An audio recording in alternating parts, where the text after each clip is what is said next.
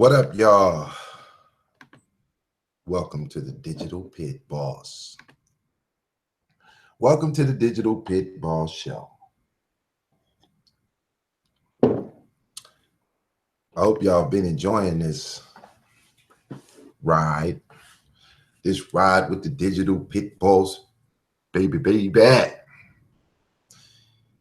Not many can really feel it because most is on that bullshit. That's the truth in the booth. What else can you say? It is what it is. It is what it is. Well, today's show is sponsored by Mosiah Beats, Black Ink, Black Becky the Techie, DJ Ren,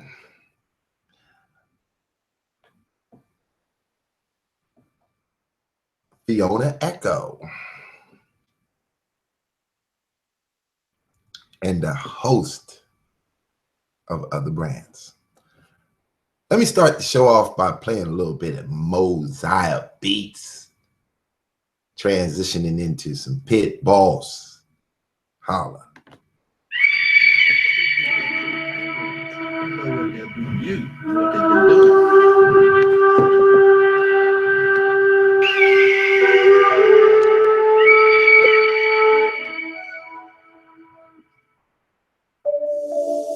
Now, unless you have a master strategist or something to actually be on a spiritual guide, you are never going to be equal to the white race because they're very adept at black magic and other kind of stuff.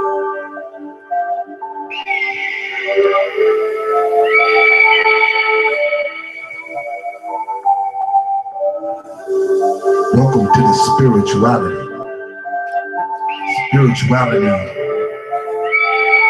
of culture, your mind over the matters. We take our science from the Toltecs. The idea of the Toltecs is to be impeccable with your words, to be masters of your environment. In 1759 in Los Angeles Basin, that was once the Tonga Indian.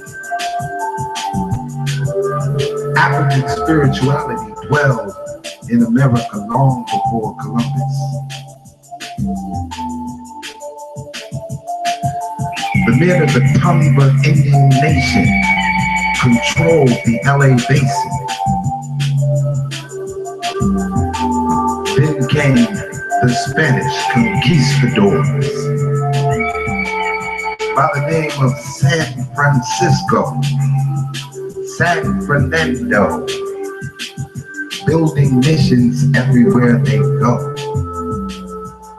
San Fernando wrote that when he met the Tonga Indian and introduced him to his God, that the Tonga Indian got fat, became sick, and died. The vibration of spirit lives for eternity, and so we live with the wisdom of the Tonga Indians. Never make assumptions. Be impeccable with your words. Always do your best. And live life to the fullest. If you see it, you can achieve it.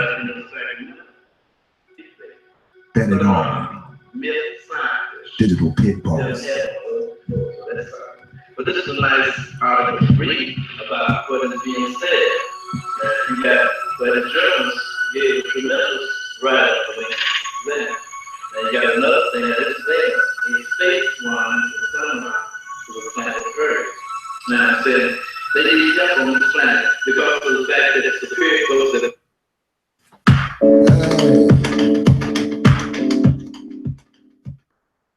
That was a raw version, y'all. Don't worry. It's being mixed down, mastered. Pitbull still building. Oh, you know I got a hydraulic hot one today. The Hotep Mf Hustle. 2017, still on the scene, mixing it with the green. Y'all know what I mean. Don't boogie for this brother like you know you a fiend. Hotep Hustle, still on the scene. What is the Hotep Hustle, you say? Glad you asked. The Hotep Hustle, playing on the consciousness of vulnerable people who are broken down in life, looking for another way. And when you don't stand for something, you fall for anything. As long as they got the attributes to go with it. What are the attributes? Sometimes the attributes are the dress code. You'll see the African garb, the African leather patch with the African sign in the middle. You see the unks, you see the earrings. They blended in some red, black, and green. You know, they Hotepping, stepping with authority. Negroes on the street, they just the majority of resurrected gangs that didn't change their name. They went from gangbangers to conscious community, soon to be extinct. Ain't no future in your fronting. Y'all know what it is. It's the Hotep Hustle. It's back on the scene. It ran away real quick and came right back. In the 80s, it was regulating the streets of Harlem. We had a whole lot of Hotep hustlers from the 80s and the 70s and the 60s and the 50s. Hotep Hustle, as you heard the brothers singing in the song on the background behind Pitbull still. He was one of the originals. I'll let y'all figure out who he is. But he came through the jazz music, spitting the Hotep Hustle, bringing you back into your consciousness of your African self, right? Then came along the doctrine and the philosophy of Dr. Ben, the master of the Hotep Hustle. So they present to you a choice, Jesus Christ or Dr. Ben. Which one do you want? Jesus Christ, the white man gave you that. Dr. Ben, well, he's supposed to be the black man. You know Dr. Ben. That's Sarah Sutton-Seti's master teacher. And look at him. Jumping out the window, no feathers on. Just flying through the air, free falling. He came off the master station of the Hotep Hustle, Sinetta TV. What up, Sinetta? Go and drop a comment on video. I know you're listening. Say what you want, homie. We ain't tripping.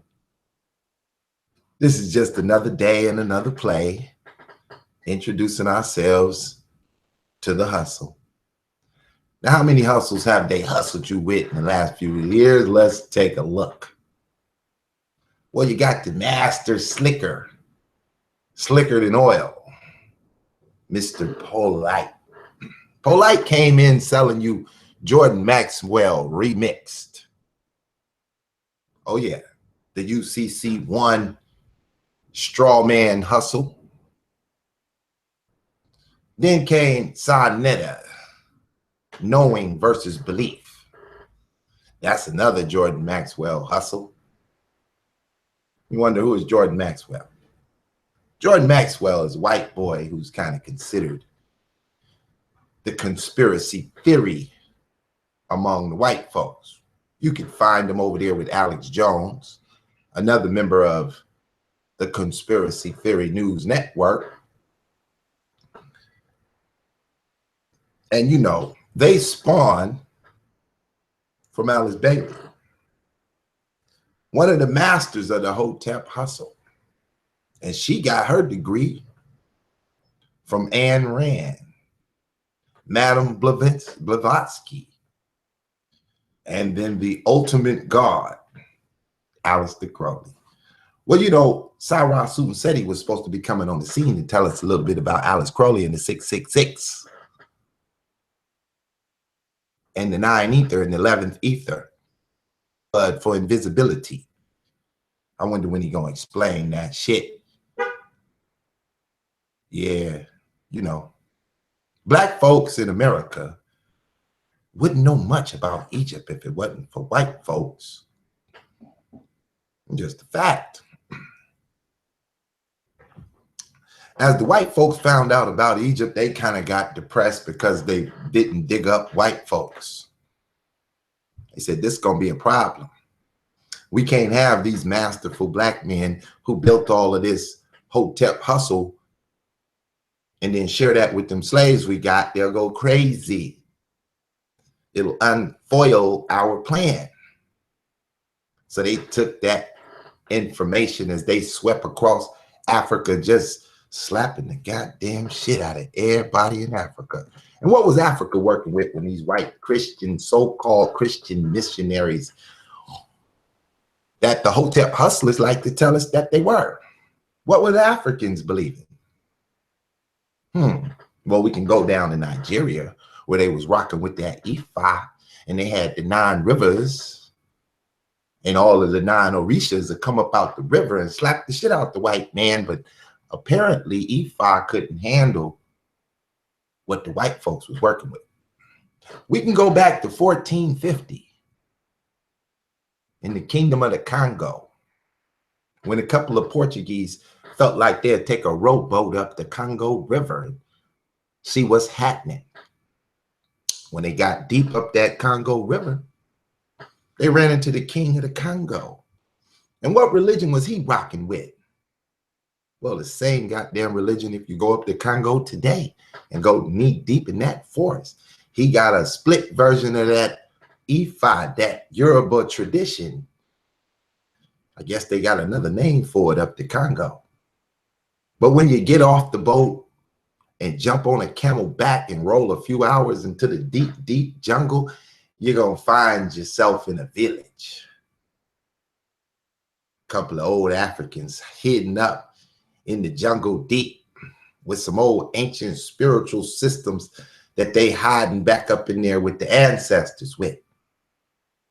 And if you're a foreigner, they're going to look at you carefully. And they're going to want to see if the ancestors will accept you.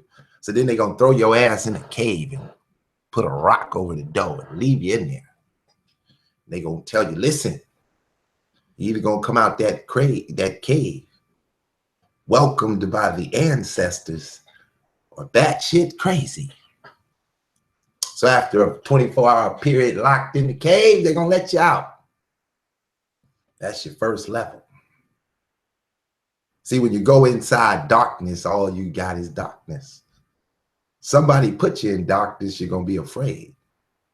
But if you put yourself in darkness, you can meditate on yourself. Because see, the Hotep hustle is about doing away with any magnificent power that created helium, hydrogen, the element table. They'll swear to God that the black woman created that shit. See, the sun, they claims gives life, but the sun ain't the first element on the table. Matter of fact, hydrogen is the first element. And then you need 4 hydrogens to create a helium, H4. Oh yeah, Pit Boss knows his element table. You best believe it. John Doe want me to talk about the Barbie slave trade. The white boys coming down the Barbie coast, getting into it with the Moroccans. Yeah, John, that's a part of the game. You keep calling them Christians. That's kind of like pushing the Hotep hustle. See, a Christian is one who follows a strict set of rules. You could find those rules in a book called the Bible. Now, according to the Bible, if I take you back to Matthew 23, don't make me go there. Let me show you why they weren't Christians to all you Hotep hustlers. Don't make me get in this book, bust you in your head. I was doing this book before I went in on this Pan-Africanism. You know what I'm saying? We're going to take this conversation wherever y'all go. I ain't tripping. We got 30 minutes. We got 30 minutes to play games with you because y'all ain't donating to the platform, so you goddamn sure ain't getting 2 hours. Please believe that. All right. Woe to the scribes and them Pharisees. Who is the scribes and the Pharisees? Well, the scribes and the Pharisees were members of the 12 tribes of Israel. You can call them Old Testament Hebrews, Zion Lex, and the rest of them Old Testament Hebrews running around America with these made up names. Got they start in 1969 in the streets of the Hustle Harlem. Hustle hard, Harlem. Keep getting your integrationist boule system on in the form of fake black power. I see your punk asses. You won't get away with it. You niggas, W.D. Du Bois, you start off an atheist and die a Pan-Africanist in Ghana. I know your routine. As black power ass niggas. All right, so we're going to drop this down. We're going to start from the top. Then Jesus spoke to a multitude of his disciples, saying, the scribes and the Pharisees sit in Moses' seat. What seat was that? Well, Moses sat as an interpreter of God's word to the people. And in that day, the Pharisees sat in that seat and interpreted the understandings and the knowledge of the all-powerful, all-seeing, all-knowing self. As the Hotep hustlers would say, the Bible is plagiarizing Egypt. Okay, let's see if this next line is Egypt. Therefore, whatever they tell you to observe, that observe and do, but do not according to their works. So see, they would preach one thing and do another. You heard it. They would preach one thing and do another. For they say and do not. For they bind heavy burdens. They put a hard lot of shit on you to do. Hard to bear, and lay them on men's shoulders. But they themselves will not move them with one of their fingers. But all their works they do to be seen by men. Showboaters, actors, players in a movie. You know the deal. Hotep hustlers. Since they plagiarized in Egypt, they got to be Hotep hustlers. They plagiarizing, right?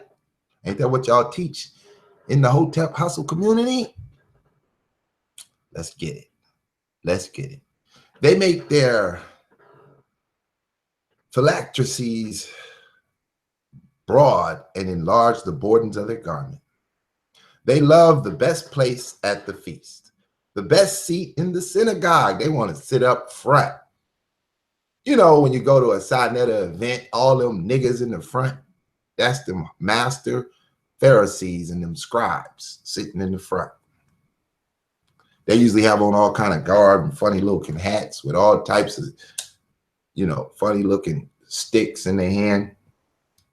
They like to sit in the front and make it a spectacle. We understand. It's all old and all done before. Right? So the best seat in the synagogues, greetings in the marketplace, and to be called by men, rabbi, rabbi, or pharaoh, pharaoh, or any goddamn name where they think they in control. But you do not be called a rabbi or a master. You know how said he say, my master teacher. Don't be calling yourself that. For one is your teacher, the Christ, the anointed. Christ meaning anointed, one whose anointment is divine, not just any old Christ, not just anybody speaking, but just one particular, one that speaks in such a way that he makes himself God.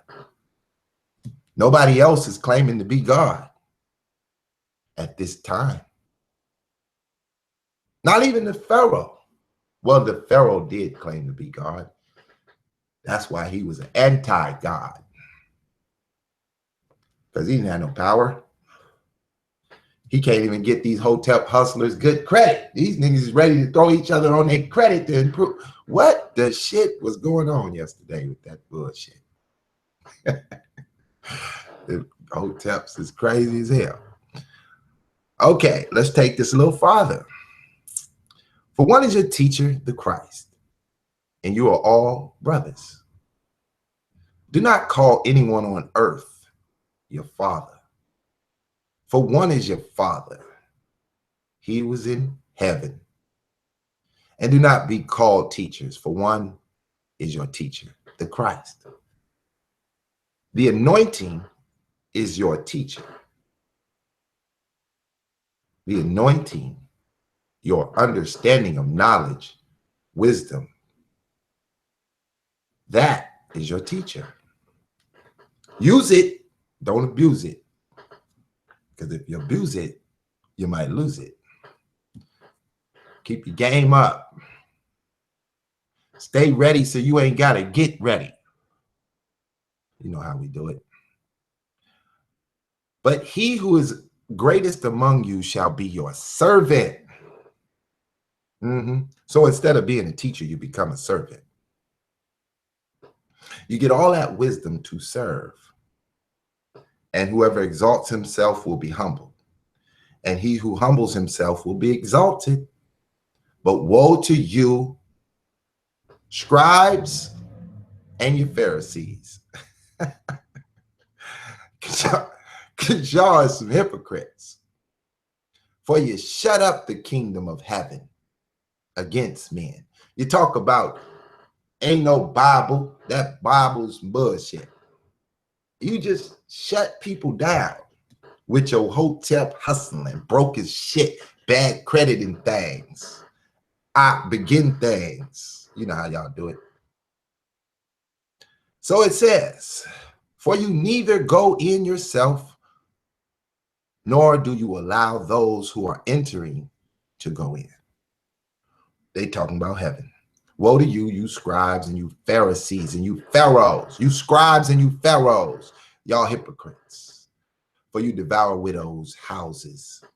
Oh man, y'all messing with each other's wives or something. We get into that. We ain't really going too deep. And for a pretense, make long prayer. Now, since the Hotep hustlers don't really have a God that they're God, they don't really have a prayer. They don't have a really way of meditating because they're meditating to self. And damn it, you don't have to close your eyes to talk to yourself. You scribe and you Pharisee, you hypocrite. Therefore, you will receive greater condemnation. Oh man, because you exalt yourself to these high levels of God, y'all gonna get it. You're gonna get the burn, baby, burn like nitro inferno. Woe to you, you scribes and you Pharisees, you pharaohs, y'all is hypocrites, for you travel land and sea to win one proselyte. You go all over the damn world. You go all the way to London and everywhere in Africa, and don't nobody recognize you. You're an African American on some bullshit. You can't become an E5 priest if you don't take your ass to Africa and learn from a couple of Negroes butt naked in the jungle. You ain't gonna learn shit. You ain't gonna know nothing about what these trees do, what these leaves do, how you can take this bentonite clay and mix it in with this right here and get yourself clean of them demons. You ain't gonna learn all that shit. They take 284 trees and pound them into powder. You're gonna fix the headache. Because they don't know how to build a website, but they sure know how to mix up organic compounds. They're all about nature. They're nature's child. When they get to America, they transfer their names to Amin Ra. My name is Ump. Ump means life. But the Amin Ra squad means the chief of the gods. But they don't believe in gods. They got a mixed up bag of tricks. Contradictory names. Life, the God killer. And the God brings life.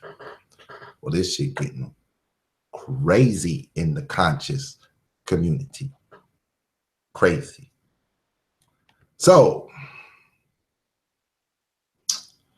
and when he is one, you make him twice as much the son of hell as yourself. When you win these people over to your Hotep Hustle, you make them worse off. You make them go on their Facebook pages and shit and just start posting dumb shit, bringing negativity into their life. All goddamn day. I can go right now. I got a whole bunch of them on my Facebook. I can go right on over there and show you. It takes nothing but a second. Let me drop that. Y'all all in my business. Get up out my business. I don't need you in my business. All y'all ain't a weirdness.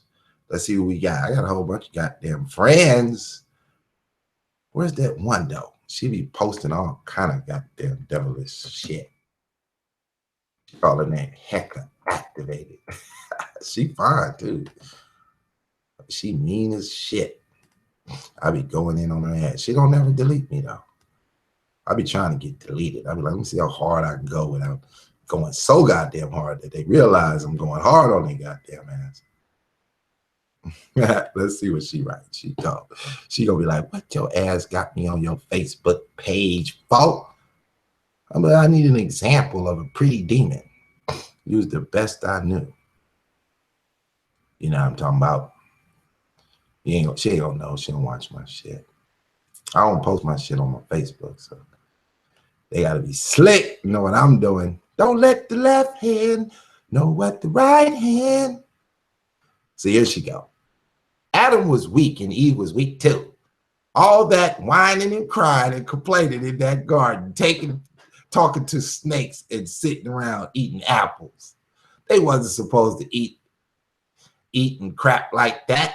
They both should have took some lessons from the Lilith, because Lilith was boss. She didn't even need any permission for nothing. She knew her role and she acted accordingly. Lilith God said for you to submit to Adam. I can keep going. She got bullshit on here. Lila, I am God. I submit to no man. And Adam got to crying and complaining, begging God to take one of these ribs and create another one. See, she grabs them. Look, she had 62 likes and a whole bunch of goddamn Hotep hustlers to promote that bullshit. But at the end of the day, she ran into a goddamn polite video on the conscious community tip, and she started listening to these dumb ass scribes and pharaohs until she was convinced that the Bible enslaved her.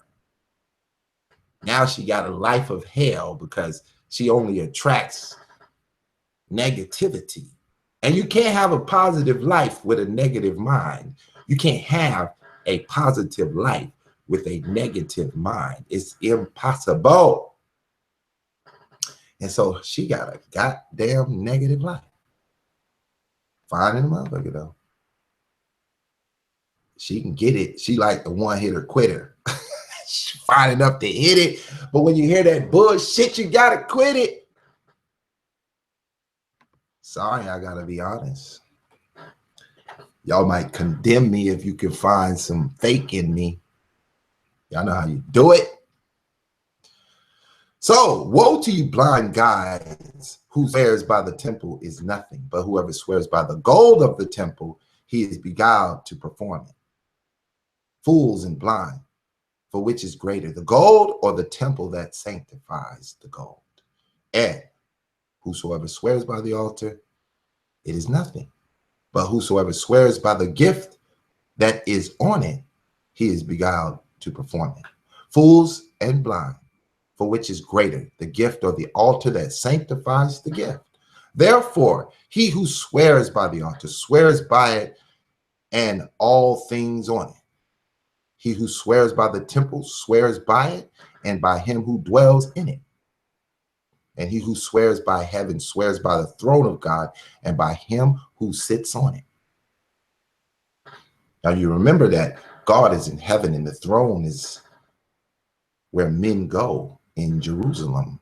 And Jerusalem is the city of God, and God dwells in heaven.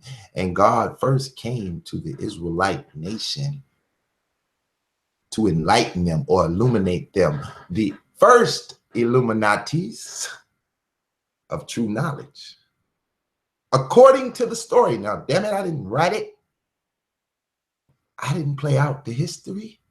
Some say that Jesus Christ was a mystery, that he was only a state of consciousness one can arrive to as though one has done it and left his mark upon us, that he was the greatest to ever do it and to do it perfect, to be without any blemish, to his supreme mastery of himself.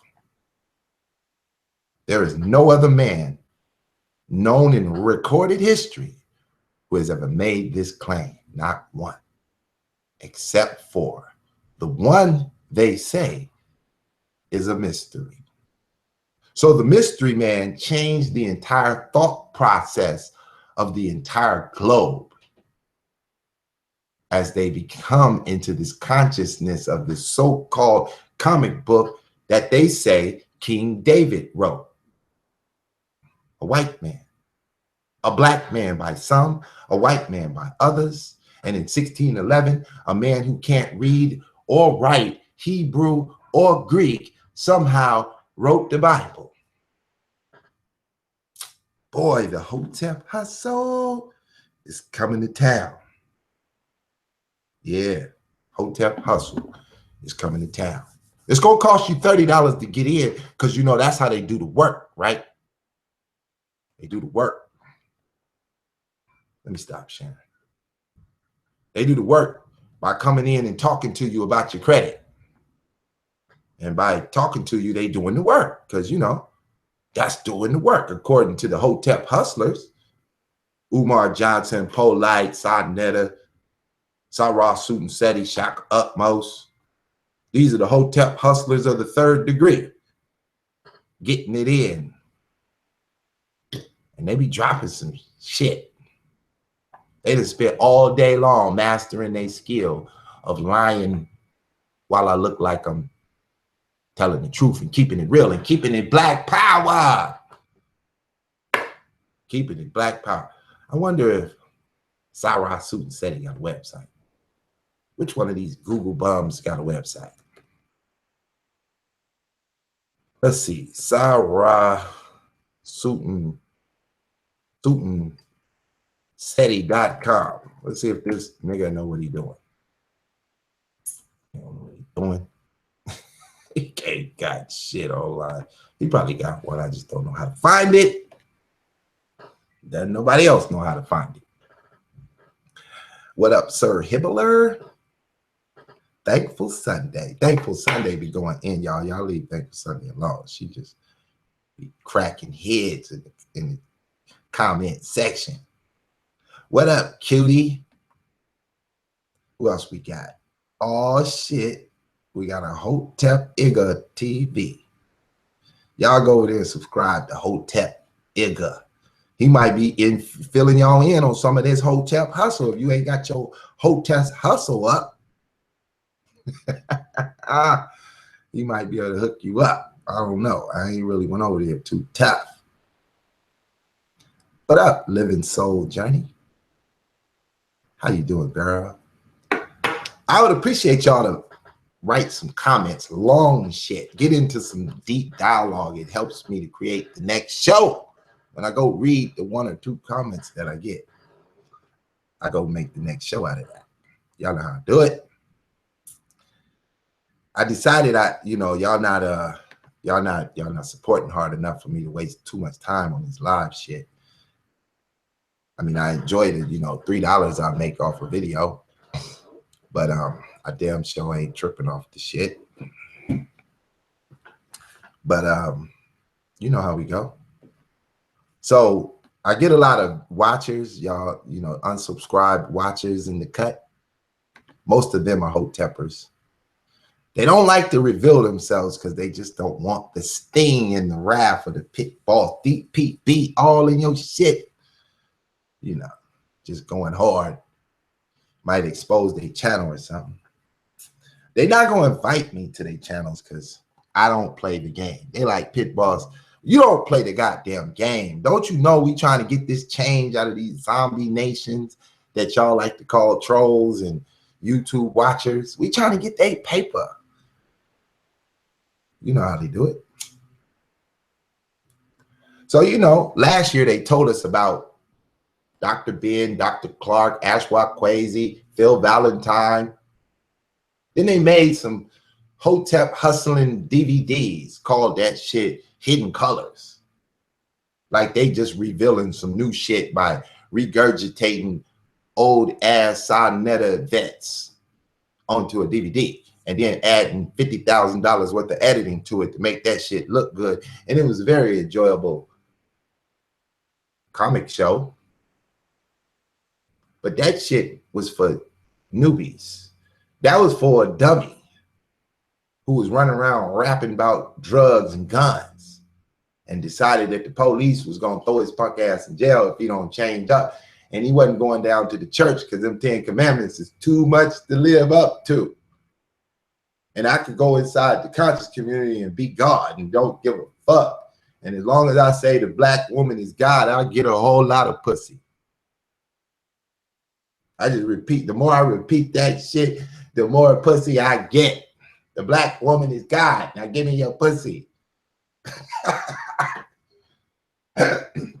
For real, I'm on the behind the scenes shit with this conscious community shit. I'm not in this shit as a bystander on YouTube. No, hell no. I call these niggas phones up. I jump in the whip and film these niggas on location. I done seen all these niggas in person. Yep. I got footage of these niggas in my catalog 3 years ago. Go look. Go look. Ain't no new shit to me. And on the behind the scenes, oh, we know all the Hotep hoes. The ones that come on their channel and start talking sweet and nice and, telling us is how we are kings and we strong black men and we should take care of our families and protect our women. And then they get off the camera and fuck the shit out of every nigga hot. Every nigga on YouTube hot with the get down. They could get 10,000 views in 24 hours, get some pussy. The Hotep motherfucking hustle is in town and is trying to get in your brain. See, because they know that you depressed by them Christians and the shit they doing, buying jets and building big ass theaters to come in and talk about God in the air-conditioned buildings with the highest technology ever to show you, and making DVDs that cost $100,000. Like they got some goddamn money around here, but they won't go build no businesses for you. They'll just build a bigger church. So they know that the church is handcuffed by the 501c3. They're not really allowed to take $500 million and buy up their whole neighborhood with it. They just don't allow that shit. A master is not going to let a slave become a master. Are you crazy? Not even in the Bible did Jesus let his followers become the master. He said, one is your master. But the master that he was speaking of gave you the right to do as you please. That's how believable the master was, that he would allow you to do as you please. You could either be righteous or wrong as shit. There is a price to pay, but it's your choice. Oh yeah. So the Hotep hustlers peeped that, and they said, now look, it's 40 to 50 million black people in America. And the white people have already attacked them so severe, broke them down in 1,000 different ways, that it's multitudes of them out there that just walking around bumping into themselves because they confused. They can't connect with the church.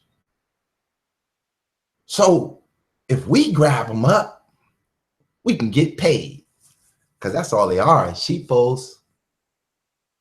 And they need somebody to lead them. We can come up with these African names, you know, that we made up, right? And then we could just put on these outfits. You know what I'm saying? Matter of fact, we can make them ourselves, because you can't really buy this shit down the street. And then we'll get these big ass conventions, because they need to feel like they're walking into a church building. And they need to look up at a stage and see somebody dressed up in front of a podium on a microphone. They've already been pre-programmed by the Christians. They already pre-programmed by the rap music. So, you know, we're bringing some goddamn poets and a couple of rappers and shit. Who you got in the battle rap section? One of these sanctified nigga Hotepers? We'll tell his ass come in here and say some shit to these niggas. Let them sell some earrings in the back. This black soap and shit, and we get this money. Oh yeah, the goddamn Hotep hustle is in town. Did you get you a ticket? So they supposed to be a news network, but then they switch that up and they become hip hop news, because that shit's bigger than the Hotep hustle. And we can get this Hotep shit connected to the hip hop, goddamn it, this money might double. And we be riding around in some Benzes and shit, rocking some goddamn chains, white Bentleys and shit, wearing some motherfucking white boy shit, looking like a goddamn reject from the 1990s R&B era. You know what I'm talking about. Versace niggas. We could be some old ass goddamn New York, what's that little Junior Mafia era shit, rocking the goddamn mafia look. And then we'll switch it up and go back African on their goddamn ass. You know how we do it with the Hotep hustling. I'm Hotep hustling. So you got one of them say he wrote 100 books. Anybody seen a book lately?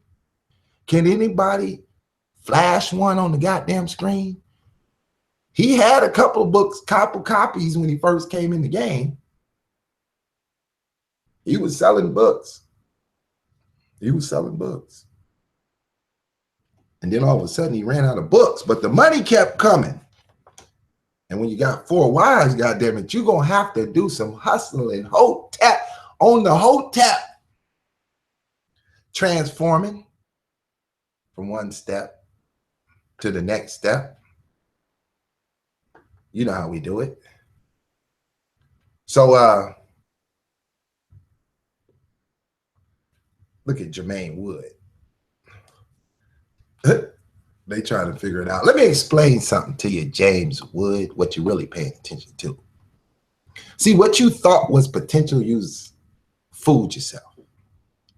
Everything I was before I ever laid a video down. This is like a movie and you are being revealed what I decide to shoot. If I want a thriller, nigga, it's a thriller. If I want it to be a history show, nigga, it's a history show. If I want it to be shock and awe, nigga, it's shock and awe. You're the lame who I program with what I feel like. The same as every other channel on what we call tell lie visions. That's what it is. Now, it's your duty to take what we say and go Google it and see what's bullshit and what's not. But then the problem is your comprehension level has to be high enough to understand what the hell you Googling.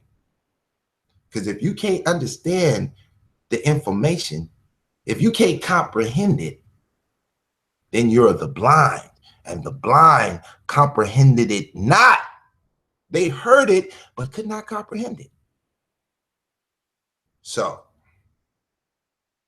I could switch the game up at any time. I come back on here and drop some shit so cold and go in a whole nother direction, but your punk ass ain't gonna support it. So why give it to you? Why? That would be foolish to give all these gems to a bunch of YouTube junkies who ain't gonna put shit in effect. I came in the game on January 1st telling you, look, we going business. The whole conscious community gotta go or get exposed as straight frauds. What up, D Grandison? I was trying to get you on the show, girl, but you didn't hit me in the email. I didn't know how to get at you after the chat room. I could drop the link if somebody got a comment on this Hotep Hustle. Just write something in the chat room. Let me see that you want to get it in. I'll give you the mic. Let you go in. And if you enjoy the Egyptian information, the Kemetic information, and you have somehow found a way to improve yourself with it, well, welcome to consciousness. But if you went over there and got the information and it turned you into one of them multi-level marketers who call your goddamn phone all the time talking about, can you buy into this shit? Man, you just went and destroyed yourself. You was better off blind than to be following this bullshit, attacking shit. Consciousness allows one to be at peace, not at war. War is for the dead. That's who goes to war, the dead. And they never win. And they never win. So, disdain for those, let's see what Graham just, D. Graham just now reading this piece, y'all. I must ask, if you all have so much disdain for what is being said, then why in the hell are you wasting time listening? Appreciate that, D. Here's why they listen. It's fun to oppose the person speaking. It's just fun as shit. And they're bored as shit. And if they actually listen to a channel where they actually agree, well, shit, they're either just cheerleaders or straight students trying to learn some shit that they agreed to. And then they're going to be quiet, and it ain't no fun sitting in the back quiet. It's better to be balling up paper in a straw, spitting it at the teacher, because you can't stand to get an education. So they got to come on with the bullshit. And you know, I really could talk for like 8 hours goddamn straight and roll through y'all asses. I just don't got time. I got shit to do. But here's what I'm gonna do, just in case somebody think they got what it takes. Now you could come on as a friend, you could come on as a foe, you could come on as a teacher, or you can come on as someone just wanting to learn deeper. Whichever way you come on, Pit Boss gonna know. I'm gonna treat you accordingly as such. I'll throw the link out there. They very rarely hit that shit. If you go back to a couple of videos back, maybe like 50 videos back, I had this dude on there. I think I called him something rabbit. He was a funny looking dude. He just disappeared. He wanted to debate me. I forget his name. He hated that little name I gave him too. But one day he clicked that goddamn link, and for like 30 seconds he was getting it. I was like, this fool, we is trained at this shit on YouTube. We go through YouTube training. You start off in the chat rooms of Facebook, and you got to beat niggas up in there. And if you can't get it in the chat room, you bet not go live. You tell G Conscious don't hit the live button. Because if G Conscious hit that live button, boy, you better know how to rumble. From the dome, you got to come spitting. You got to have facts, years, dates, authors, book titles. You got to know your shit. You got to know where to go to get it.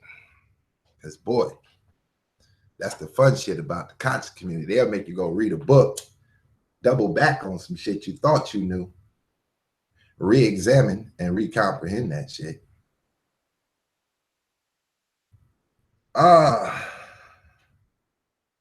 Hotep hustling. Used to be a hustler on the block, Hotep Igga TV. That didn't work out for you. You wasn't able to buy a $100,000 house in the hood. So you came over here to the conscious community and got you an apartment in New York, a high rise. For $2,100 a month, you can get you a wide window on the 3rd floor. That's it. You want to get real good, you come on down to Atlanta and get a whole big ass house for $1,500. And in the Hotep hustling world, you can make that money fast, right? Just the other day, Sarnetta was on TV in Atlanta. He got so many subscribers, he get that little function, that donate function they just made for YouTube. You know what I'm saying? You got 10,000 subscribers, they give you the button. And they'll let people donate live while you're talking. I should go get my GoFundMe and see if I can get y'all to give me some money. Y'all probably ain't gonna give me no money no more. Y'all like, hell no, Pit Boss, you be switching up, nigga, talking about this shit. We ain't give you shit. I ain't even gonna sign up for the 20 books you want to give me.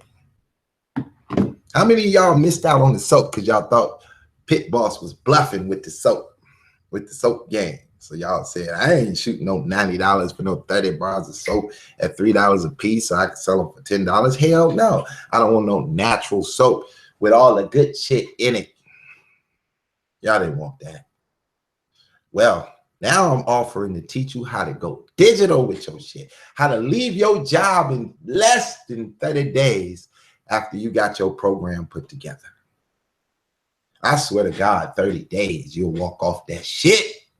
I don't care how much money you're making, unless you just really love what you do and you know you love the middle class lifestyle. If you made it that far and you just cool with that, you like, hey man, I wouldn't give a shit if I hit the lotto. I'm gonna show up to work tomorrow. But you know, I'm talking about no less than $200 a day in your sleep after you put this shit I'm spitting in motion. You could go to sleep, God damn it. And when you wake up in the morning, you will have $200. I'm telling you. It sounds unbelievable. But please believe this shit's real. I'm trying to tell you. The shit's so real. If you don't do it, you ain't gonna bother me. See, they was mad because I showed my website and talked shit all the way through it. Because what they don't understand is I'm not going to market it to them. Let me go back and show it just in case, you know, a couple of people weren't paying attention, or, you know, this is your first time watching, right? So welcome to the dpbstudio.com, where we gets it in. Here's the offer. See if you'll do it this one. See if you'll play the game. Call it whatever you want. Call it the Christian hustle. Take you out the Hotep hustle to the Christian. Call it the Black Power hustle. Call it the Pan-African hustle. Call it the digital pit boss hustle. A hustle is a hustle if it move the muscle and get your ass moving up the hill. So here's my hustle, and it's only for a limited time, just like the goddamn soap. It's going to cost you $20 to enter. What you going to get? I got 20 books. All of them based on business in the digital era, the one you in. We're going to get into some deep shit back inside the society. You get to join the society. It's kind of like having a Facebook page, but it's only going to be like-minded people in this one. Everybody in this thing to get to this money and learn how to elevate digitally. Some of y'all think it's a game. Y'all want to keep hearing how to fix your credit over there with them idiots. Y'all want to keep hearing that Amun-Ra is God and the black woman is God for another year straight. You want me to keep on pumping up your ego. Girl, you're already fine. Who give a shit if you're God or not? Every time you go to the gas station, some nigga wants your phone number. Who cares? Hand that nigga a business card to your website. Say, nigga, if you contact me on here, and you put $20 in my can, nigga, you'll get my phone number. Then you won't have to worry about it. This is how we're going to get $1 million. If you go back to January 1st, I said somebody listening to me going to make $1 million by the end of the year. But you ain't going to make it just by listening. You have to be a doer of the word. A doer of the word. So let's get into them books. Join here. Hit the goddamn button. Unless I show you how to do it.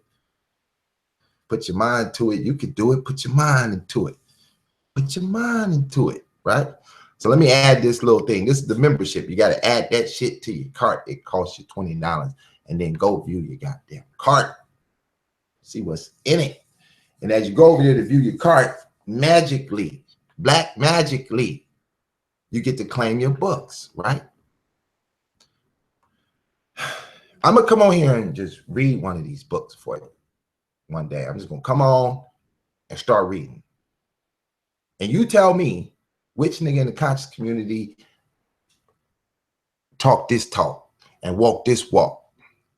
And let's pick a title that, let's say we just going to start with that one title, right?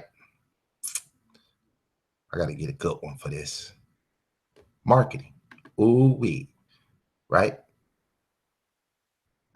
You know what? Marketing. We'll go with that. Let me go over here. Let me come out of this real quick so I can show a little more detail, right? Actually, let me go here. Oops. Damn it. Come on, baby. We on live. You got to work right. There we go. There we go. There we go. There we go. So now I'm in the actual bookstore, right? Okay. Let me get out of the sales. That's the sales pitch keep popping up. They don't want to buy this shit. They just want to hear what I'm talking about. All right. So this is the product description, right? Learn how to promote and market for free on the internet. No matter what type of internet business you have, you need to be promoting it at all times. If you don't make the effort to tell the right people about it, i.e. these people who are going to be interested in buying whatever it is you have to sell, then your business is not going to be seeing the number of sales it could be seeing. And in the worst case scenario, you might lose your business altogether. The problem is that marketing is expensive. Every advert costs money. And you could be easily spending at least several $100s on an advertising campaign if you aren't too careful. Or then again, perhaps not. You see, despite whatever other people might say, you don't have to spend a fortune on your marketing efforts. In fact, if your budget is tiny or you're just starting out, you don't have to spend a single cent if you don't want to. If you don't want to, you don't have to do. So that's just a little, description of what's going in. So let's say you join. Now you got the goddamn book. Now we're going to get back into society area where we can communicate. And if you ain't part of this, you ain't coming back. And we're going to bust it down. We're going to bring in the big brains, people who have comprehended it. And we're going to leave out the people who have comprehended it not. And then we're going to implement. We're going to become black up in this thing. Better learning, applied knowledge. That's black.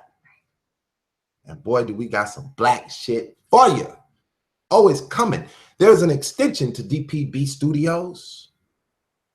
Call it Black Becky the Techie. Call it Fiona Echo. Call it the Crib University.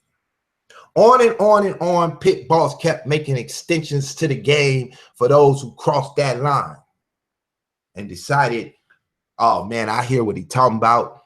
I can get over his little rambunctious attitude, his pompous attitude that he puts on for these cats on YouTube. And I'm going to call him on the phone. And then on the phone, all of a sudden, he sound different. He talking different. He kind of cool. Oh, he's funny. And then we leap, frog, into the abyss. And we get started. That's how it works everywhere I go, right? So that's what that's about. You don't have to get it. You don't have to do it.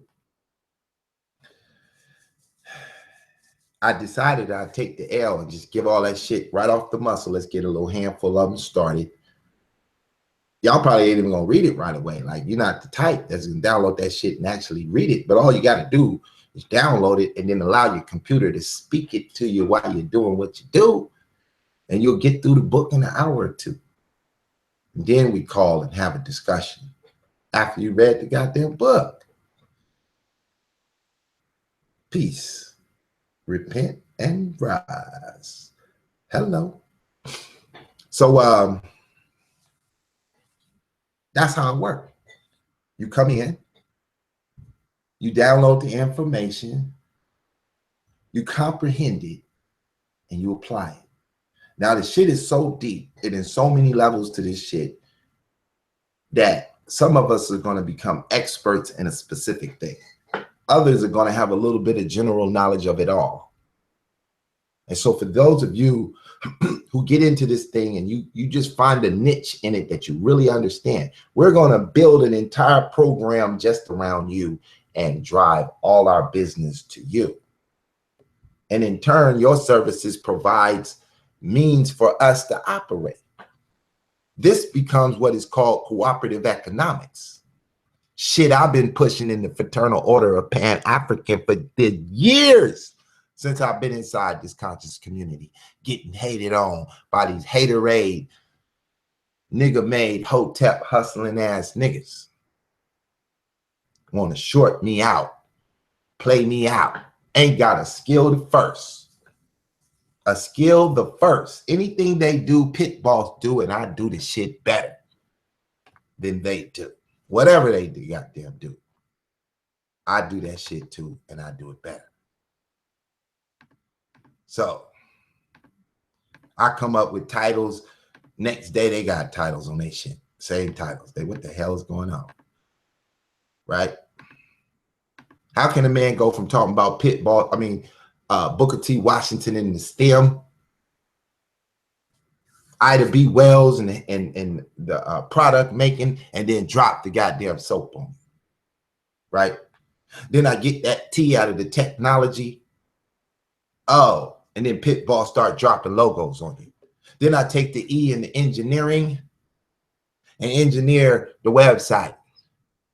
And everything I did, I needed the mathematics. The M come with it. If you gonna get it, boy, the M come with it. And start calculating my bet, doubling down, waiting on the opportunity to strike.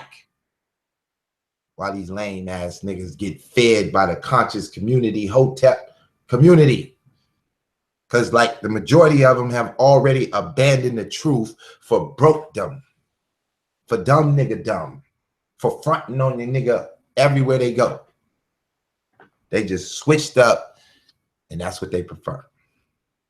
And so I said, well, you know, I ain't gonna speak too loud. So I just sat back for a year or two in the conscious community, studying each one of them, watched every video they ever dropped, laughing to myself, who believe this shit? Oh, I know who believe this shit. A motherfucker who don't know a goddamn thing. That's who believe this shit, right? That's who like all this shit, talks about all this shit, showing up, listening to niggas speak and take your money, talking about they doing the work. Tomorrow, I'm going to be with a bunch of scientists from a college in Huntsville, Alabama.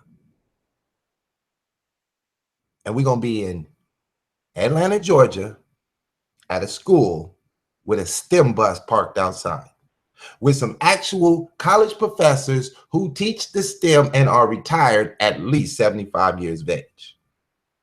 Profiles ridiculous. I was just reading them yesterday. Oh, I'm going to be filming this shit. Oh, yeah, I'm going to be filming. Yeah, I'm going to throw up some film for your ass while I'm there. Yeah, you're going to watch the 7th graders come out and teach the 3rd graders how to make rocket ships fly in the air, how to mix this, mix that. Then they're going to go inside the bus, and the bus is full of all kind of computers. Yeah, pit boss in this shit. I'm in it to win it. Y'all playing games, and the game ain't to be played with. But it's all good. Y'all love this shit. Y'all love that dumb nigga shit, right? I promise you it won't be near one of these Hotep hustling niggas there. None are connected to no real shit. They're going to be down the street in a building talking about preschool credit level knowledge. Preschool shit. I got one credit book that you can get for free in the process of joining this thing deeper than all that shit they talked about at their bullshit conference. Just one book. Y'all want to see it? I go find it. It's there. I put it there. I know it's there. No sweat. You can get it for free. You don't want it though, because you hate pit bulls. And I'm gonna make sure your ass hate me so that you don't get it, because you're mad. You hate yourself trying to hate me. Where's the credit? I don't know if it's there. Oh, here it go. Uh-oh. Let me show my screen. Let me show my goddamn screen. I bet you this one book got more information than the whole goddamn thing they doing over there. Hotep motherfucking Hustle. I bet you this one book will go in harder than that shit. This is it. Credit score confidential. Secrets revealed to improve your credit score rating and boost your credit score. You, man, for the price of gas to get to the goddamn event, you get this and 19 more. Damn. You don't have to know me. You don't have to call me, email me. Just do the shit, download them, do your thing. Somebody get them just to expose me. Say, man, I paid that dummy. I went to that shit. That shit was some bullshit. Let me share it with the whole conscious community. Whatever you want to do. I wouldn't give a shit what you do. Because you can't stop this. You can't stop it. So, product description. Discover the secrets of boosting your credit score, repairing financial damage that is hanging over your head. If bad credit is holding you back, you can start nursing your ailing record back to health today with a few strategy moves. Here are just some of the information you will find inside. What is a good credit score? The 3 top credit bureaus and how to keep tabs on them. The 4 ways a credit bureau looks at your history. Did they cover that? Did they cover that? It might, I wasn't there. And the importance of each. The 10 steps to protect your identity from thieves who may destroy your credit. 4 essential steps when you're a victim of identity theft. Did they cover that? They could have. I wasn't there. How to correct errors on your report and who to contact next. The truth about free online credit reports. Now, I heard them talking about that. They didn't like Credit Karma. Don't fuck with Credit Karma. Go give Sci-Fi your social security card number. What type of shit is that? Don't trust Credit Karma, but you want me to go give Sci-Fi Living my goddamn social security card number. Oh my gosh. Y'all niggas is unbelievable. How to get late fees waived. When to consider declaring bankruptcy. How to use your bank as an ally in your fight against bad credit. Ooh, shit. I need to read that second. Okay, how to cut down your spending without beating yourself up. It's automatic. When refinancing is the best option. And then there is more. Oh my God. Credit score confidential. That's just one. Y'all said, do the work. This is doing the work. Doing the work ain't coming to talk to y'all about this shit. Doing the work is getting y'all the ability to do it, to do what is being spoken.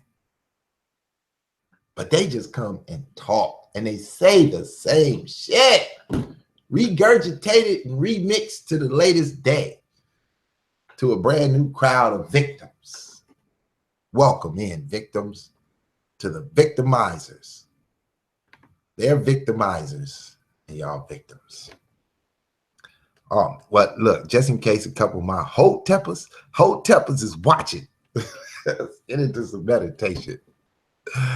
Oh, look at my little thing keep popping up. Stop popping up. Oh, power of meditation. This shit crazy, right? Y'all can go over here for yourself. You know, it's dpbstudio.com. You know what I mean? Go over there and try to find the comment section where you can leave some hate. You know what I'm saying? Do what you want. You can put some hate on the page somewhere. Maybe you could call YouTube and tell them I got a page. Can they call the white man and get my shit shut down? Maybe that'll help you. Because, you know, y'all will go get that white man in a minute. He the one that taught y'all about Kemet. He said, if you get a problem out them Christians, just come get us. We'll shut their ass down. So discover the benefits of meditating for business owners and entrepreneurs, preparing your body and your mind for meditation, how to use the right posture when meditating, meditate exercise you can do right away, the benefits of meditation of personal well-being, how to clear your mind of fears and worries, deep breathing in the most meditative practice, and how to do it.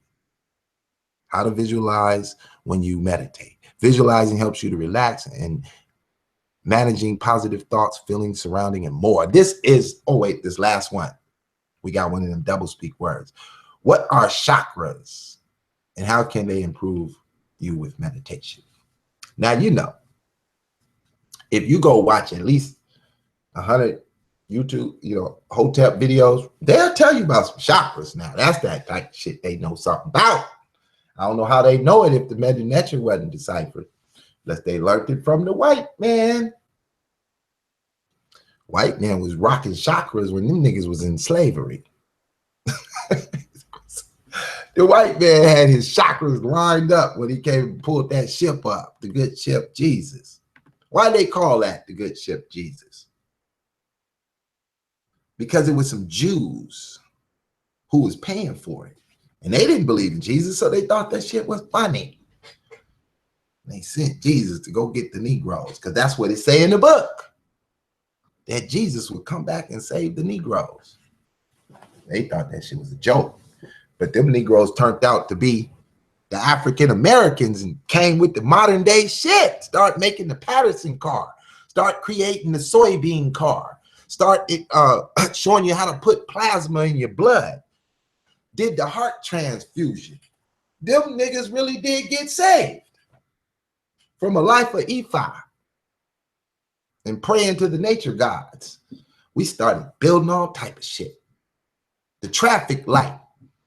Oh my God. The traffic light. The wrench. We didn't invent it. We improved it. Yeah, that's right. Jack Johnson and the wrench.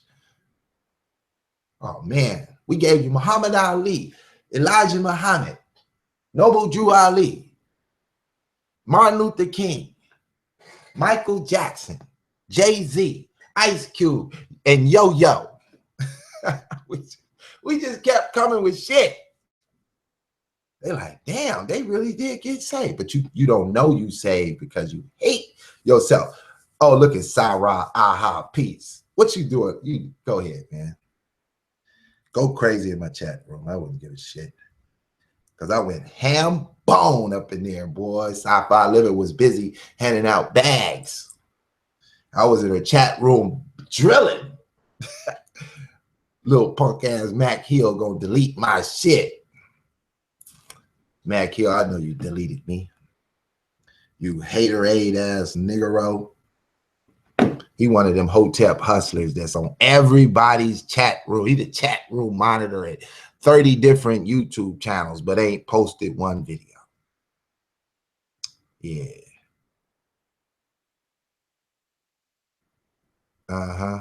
Look at this Hotep hustler. That could be a white boy. You don't never know because you know these Hotep hustlers will never reveal themselves. When they on Facebook, they throw up pictures of the Eye of Ra and pyramids and the Tutankhamun. They never let you see who they are. They're all government agent provocateurs. They don't have no videos. Only the ones like Sarah Seti and them will let you see them. But the flock, you can't see them suckers. They're going to stay in the dark. You know how they do it. They haters of themselves. They couldn't be part of black people in America because, you know, the majority of the black folks is Christians that's running the program. Whether they really following the script or not, they adhere to the God. They never tell you their God. They humble themselves, not to exalt themselves that high up because they know something. That would be ridiculous.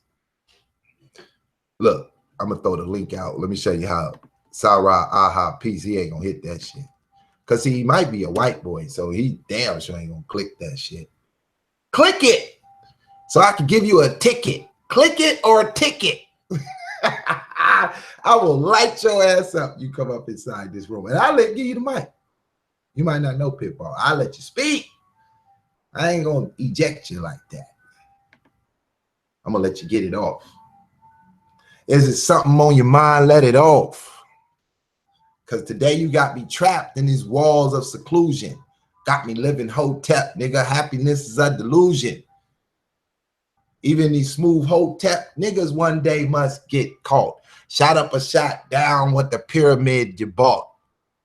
Yeah, don't make me go Tupac on your ass. Don't make me go Egypt-Pac on your ass, boy. Egypt-Pocalypse on your ass. Boy, stop. I do this shit for fun.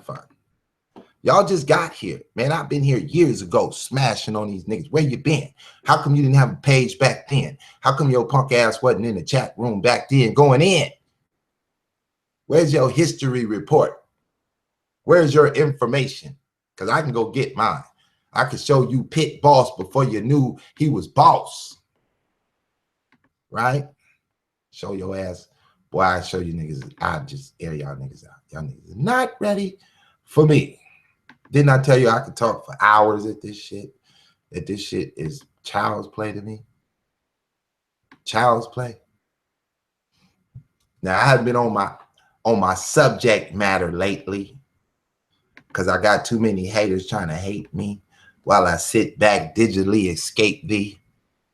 So here is my hustle, my little Pan-African hustle. It destroys the Hotep hustle. None of these men are Hotepers on my page. Yes, sir. But they're all par excellence. They're all par excellence. Here's the first post you see on my page. 10,000 hours to master your craft. That's 8 hours a day, 5 days a week, 44 weeks a year for 5.5 years. You better get started. I'm not over here just making up shit, right? So here we go. It's all kind of, look at this nigga right here. He keep creeping in the goddamn room. I just let, you know, right now, I just let everybody go in. They be throwing all kind of pat poo. I threw some pat poos on there. Get some little New York love up, you know what I'm saying? Here we go. 3 reasons to go solar. Y'all know nothing about that. Solar systems. That little dude, yeah, they out there in California putting solar systems in your house. The new shit. California is way ahead of everybody. Please believe it. Right? There go your boy, the fake Pan-African is Jaha Issa. I be drilling his ass. I drill him so hard, he just go away. He's like, I'm done with you, pit boss. Right? Black inventors. Baby, I sent ya. Island, I sent ya. I wonder when the comedics gonna hit the link. Why y'all so scared? Why y'all talk all that shit, but y'all don't hit the link? What y'all think? Pit boss gonna run away? Let me hit this. I want to see what's going on with this list. Let me hide that. Oh shit, come on. Okay, let's see what's happening here. We got some, damn. Every time I try to expand my screen, this shit goes crazy. Okay. Woo, how far are we going back? Let's just read through some shit. Biscuit cutter, blood plasm bag, chamber commode, clothes dryer, curtain rod support, doorknob, door stop, egg beater, electric lamp bulb, elevator, eye protector, fire escape ladder, fire extinguisher, folding bed, folding chairs, fountain pen, furniture caster, gas mask, golf tee, hairbrush, hair step, ice cream scoop, insect destroyer gun, ironing board, keychain, lanterns, lawn sprinklers, lemon squeezers, locks, lubricator cups, lunch pail, mailbox. The mailbox? Damn. Oh man, stop. The mop, peanut butter, pencil sharpeners, record player arm, rolling pin, shampoo headrest, spark plug. The spark plug, well, if we invented the car, we damn sure got to invent the spark plug. That makes sense. Street sweeper, phone transmitter, thermostat control. This is what the Bible did to you in slavery. That's what the damn Bible did to your ass in slavery, nigga. It made you kings and masters of the universe for real, for real. Before, y'all were just running through the jungle, waiting on the gods of Orisha to teach you how to make a mop. You didn't know how to make a mop in the jungle. You didn't have no floors. You didn't need one. Came over here in slavery under the white man. He put you under pressure and you became a diamond. Now you hate being a diamond because you shine. And you like to look at yourself in your reflection. And then you think that that reflection is you, and you start thinking you God. Then you call yourself an Egyptian. Then you found out that shit was Greek. So then you went to Kemet. Then you got even colder than that, and you just didn't want to say anything that utters English, so you came up with a new word that sounds African, and you started reading African languages like Ephi had a pad and a pencil writing shit down. If you don't recall, not at all, their society don't do no writing. They ain't got no library of books for you to go back and read anything from 800 years ago, 500 years ago. You can't pull up one book because they don't do no writing. They shit is African tradition at the lowest level of thinking, where we're going to transpire this writing verbally. But the Comedics didn't use the verbal translation. They wrote their shit down. So there's a difference between what they doing in Ephi and Yoruba and what they was doing in goddamn Kemet. They was writing shit down. You can't build a pyramid, nigga, verbally. That sounds stupid. I'm going to need the floor of the pyramid to be pi. Do you know what kind of calculations that is? 316.1865403, some shit like that. Pi. I used to know that type of shit back when it mattered. That shit don't matter no more.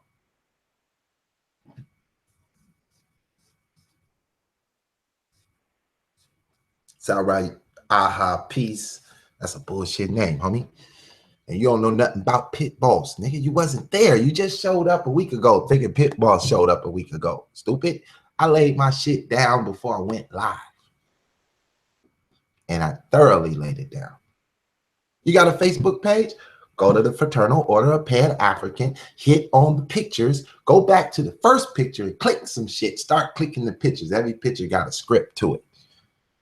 Or just sit there and scroll back till your hand get tired for about 2 weeks while you go down the goddamn page until you can get back to the first post. Then work your way back and you'll get the game. I've been laid this shit long time ago. I just put it there for a purpose, so that these Hotep hustlers can't steal my shit and say Pit Boss plagiarizing them. I'll be like, oh, really? Let me run back to Facebook 3 years ago and show you when I posted that shit. I introduced the Coptic information into the conscious community. I introduced preterism into the conscious community. Yep. They didn't even know what it was. That's how stupid y'all was in your consciousness. You didn't know what it was.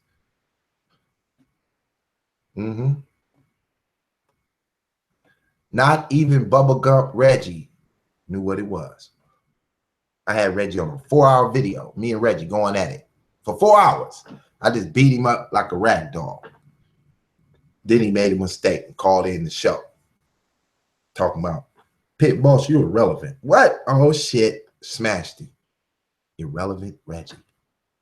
I branded his ass irrelevant Reggie. He can't stand me for that shit.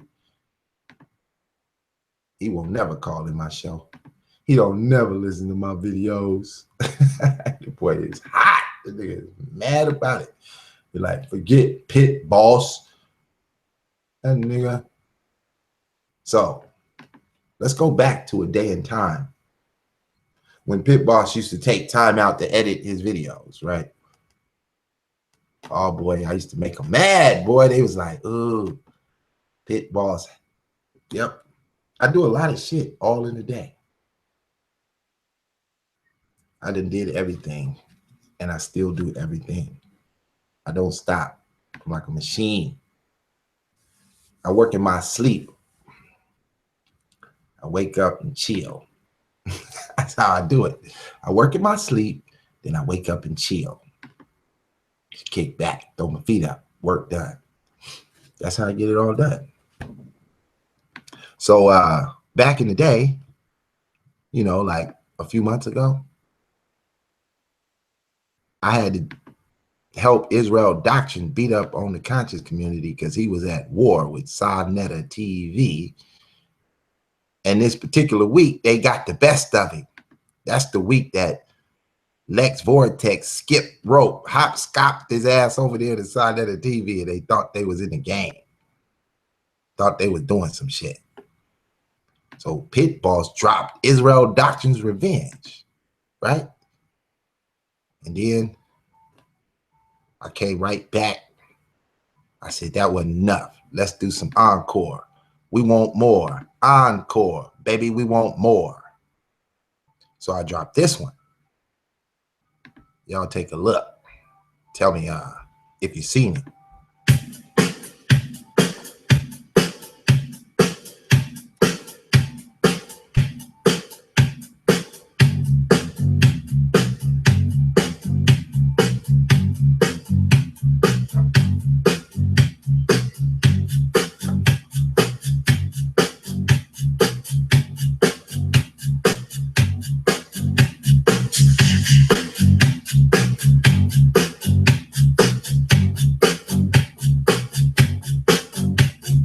Who are they to say that just cause we black we can't have that, can't be that, can't achieve that?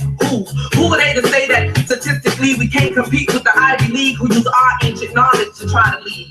Who dares to compare these races when we gave birth to all these different color faces? Who? How dare them even attempt to try to judge who we are? Only the Most High can judge who we are, and He says that we are infinitely burning stars. And these scars that we wear bear this truth to be self-evident. So fuck the president and his associates, cause when the going gets tough, they hide out at Camp David, protected, while we're exposed to these terroristic elements. 9/11 holds the evidence is evident as these catastrophic winds blow. The top American super ends grow off the blood, sweat, and tears of these Negroes, heroes. They left to fend for themselves. Barbara Bush thinks it's the best thing for their health. She's fucking shameless after all the nameless atrocities against our race. I can see Sojourner Truth turning in her grave, just itching to smack her fucking face. I think it's time we separate ourselves from them and watch their fucking devastation. Shit, I think it's time we unite and build our own nation and regain our cultural liberation. Cause it ain't like we asking for more than we do. It's the least they could do after reneging on our creations and a mule, stealing our inventions, raping our women, watering down our genetic soup. It's inconceivable the evil men do. I said it's inconceivable the evil men do. But after all this schematic plots to conquer and divide, niggas, we do not die. And after all they little plans to commit genocide, niggas, we do not die. And after all they half-truths and whole lies, niggas, we do not die. We get high, we multiply by any means, we gon' survive. And the ones they thought they killed, best believe they're still alive. Whether it's Rita, Katrina, earthquakes or tsunamis, they spirits are still alive and they form in the Most High's army. Hi, I'd like to get a hairpiece. Excuse me? I'd like to get a hairpiece, please. Do you like information? Well, yes, I need some information because I'd like to tell you some information. Okay, hold on 1 second. Hello, Hi, I just want to know a little information on a hairpiece. okay. The other night I was out at a basketball game with my whole family, Right? and I only asked this guy in front of me to just sit down a bit so I could see, and he beat me unmercifully. He beat me very badly, and my hairpiece fell off. My God. And it fell onto the floor there, and all of a sudden everyone's laughing at me and my family as well. And I look up on the screen and they had me on the screen with my hair laying on the floor, and it was awful because when he beat me, my teeth were also in my hairpiece. Your teeth ended up in your hairpiece? Yes, and I just want something. My hairpiece is always embarrassing me in front of my family and friends. I just need to have like a transplant or weave or something. Okay, would you like to come in for a consultation? Yes, anything would be fine just so we can get on the road to recovery here. Because this is mentally killing me as well. This is hurting you mentally? Yes, it's really getting on my nerves. Okay, how can we help you out with that? I just need some kind of like little fruity weave or some kind of like blonde basket or something that you put on top of my head. A line basket? No, a blonde basket, like some kind of hair weave, kind of like a jivey kind of thing. Alright, I think we can help you out with that. But basically you'd have to come in for a consultation. We can take a look at your hair and see what exactly... Okay. Then I'll come in as soon as possible.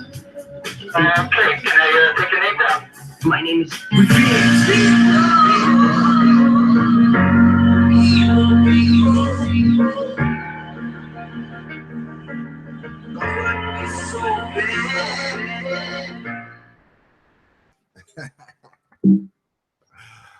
Oh yeah, I was playing games with them. They shouldn't have been trying me like that.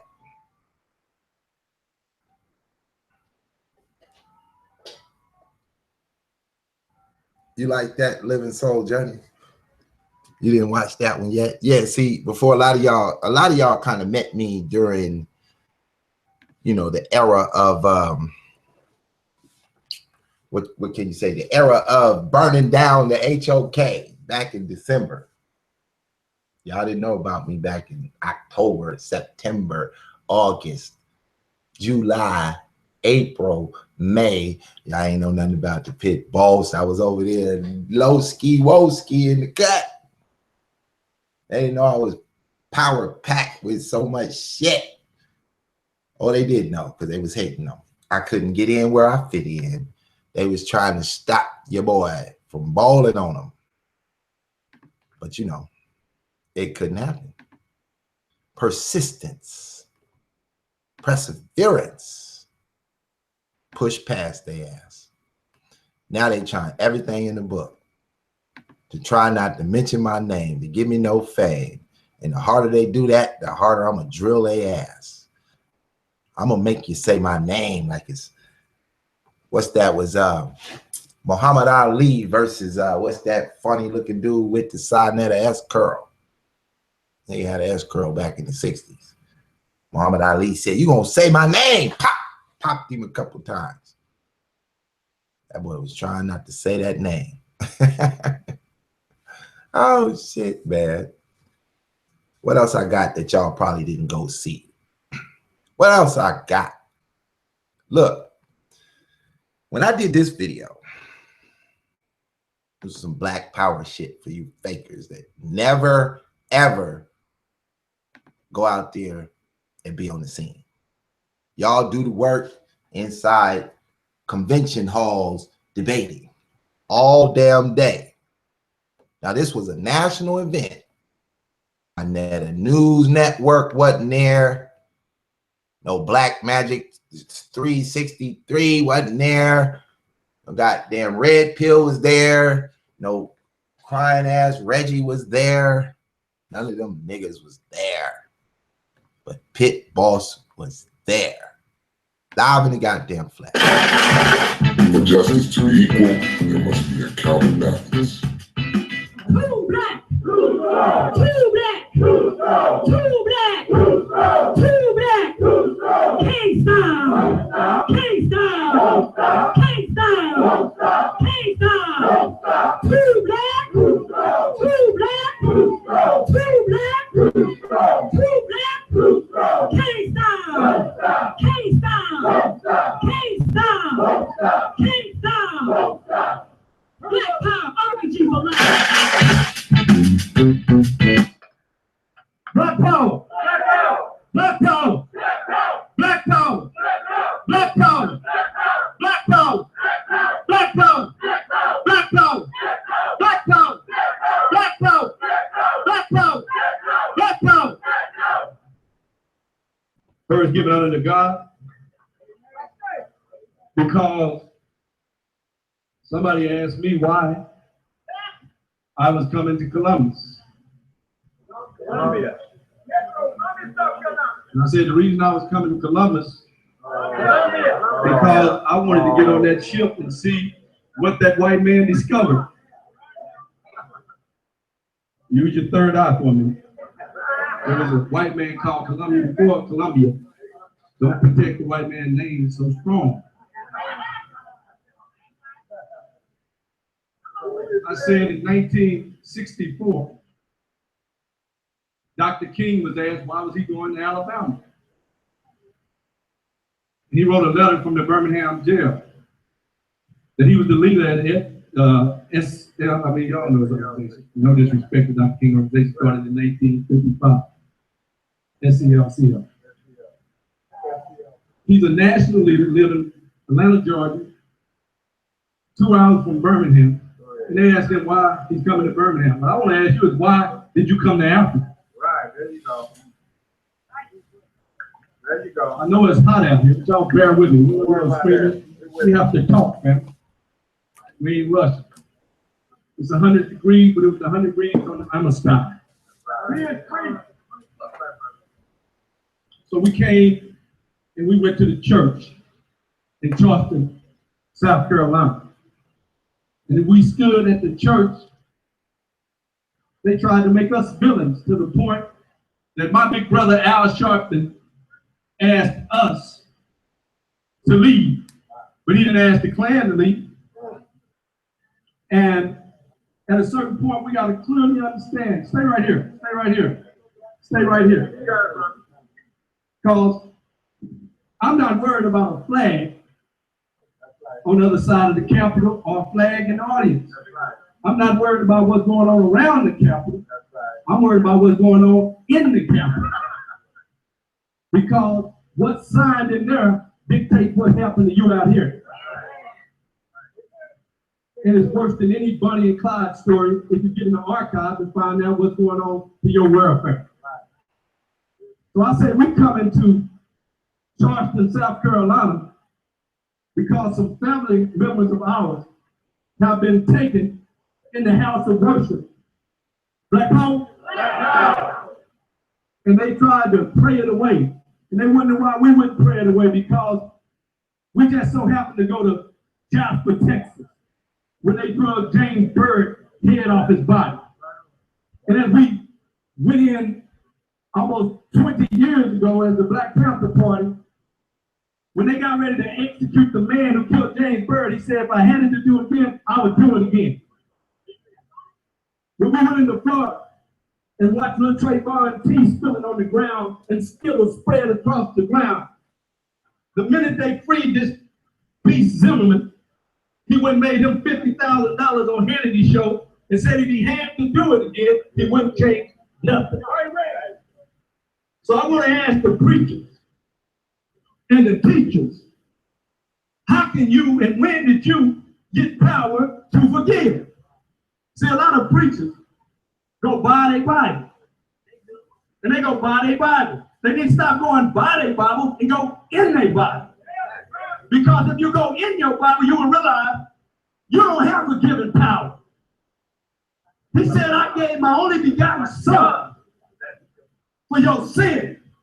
And then he put some rules behind it. He didn't say my mama can pray away my sin. He didn't say my grandmama can pray away my sin.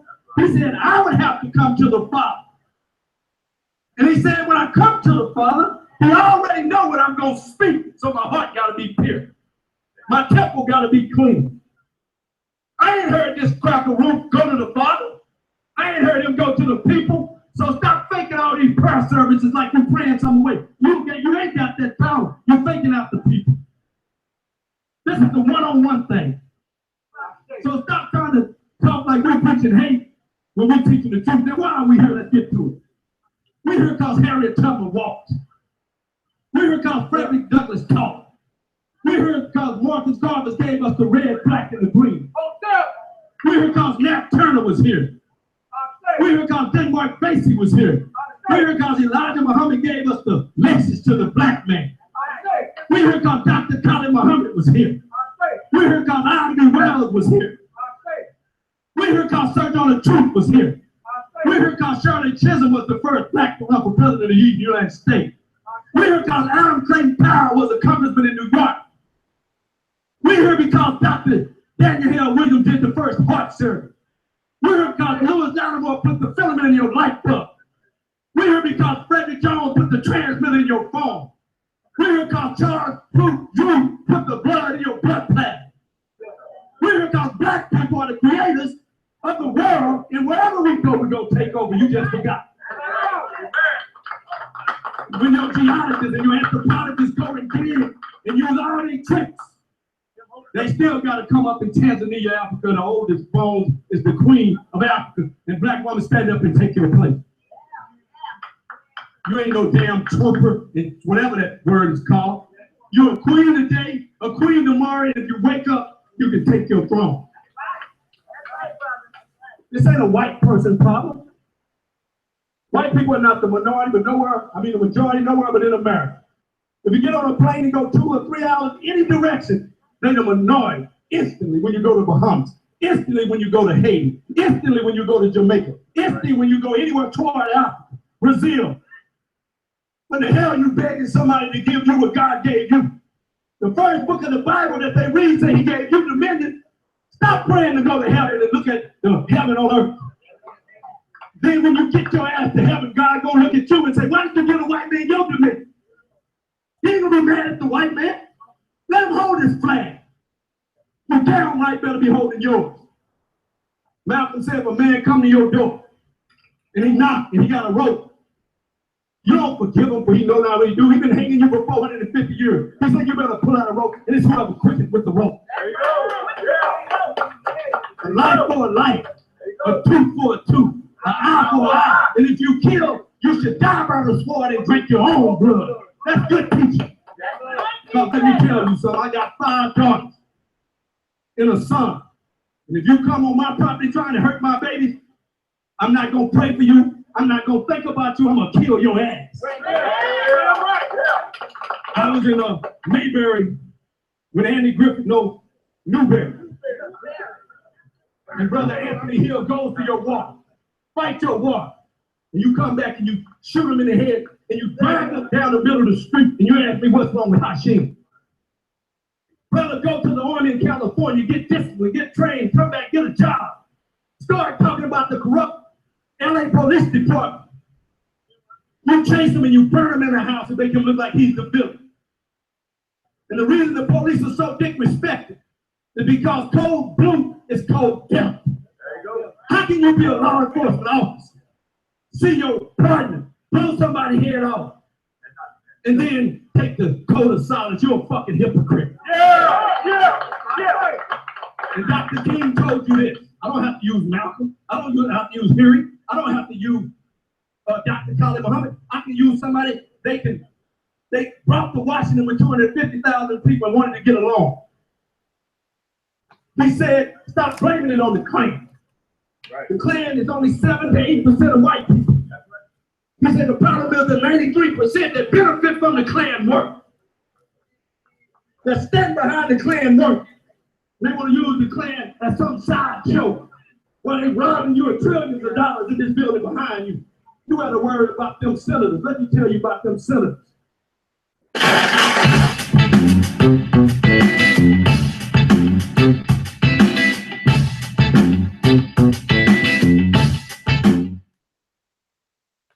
Yeah, welcome to the Digital Pit Boss. Boy, I go hard off the mother. Yeah, don't make me start rapping again. Y'all don't want me rapping and shit like that, do you? Yeah, see, a lot of y'all wasn't here long enough to know what the truth looked like. You just showed up and you thought that all of a sudden, Pit Boss just got a problem with the Hotep motherfucking hustlers. Oh, shit. It ain't that simple, y'all. I've been around a long time. Now I'm back. Busting at you with the truth shots. Hitting you in your lying gut. Y'all losing your breath. That's just what it is. You're gasping for breath. Trying to hold on to your hustle. Ooh-wee. Look who back. The homie from Wyoming. Bed-Stuy in the motherfucking house. Lil' Kim in the goddamn house. Bed-Stuy. Best get started, Brooklyn.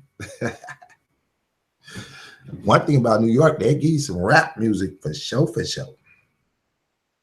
They'll show you how to dress. Y'all niggas, it's a mess. Thinking I'm gonna stress. Not me. So you know, that's how it go, man. That's how it go. The real has been on the scene. And the haters have been doing everything they could to stop it.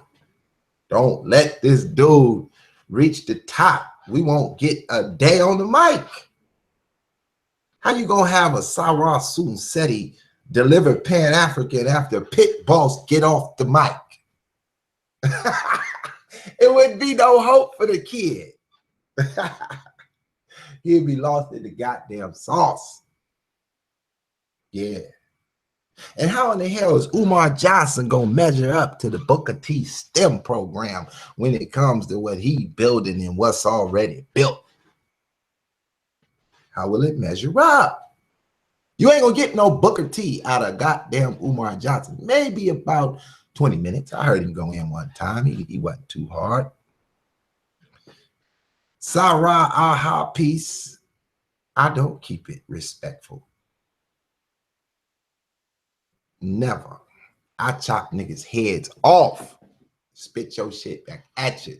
Kick that bullshit for me and my witness. I have no love for no fake shit.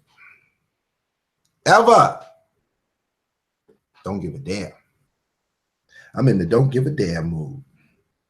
You just the only brave comedic to write some shit in my shit where I can see you.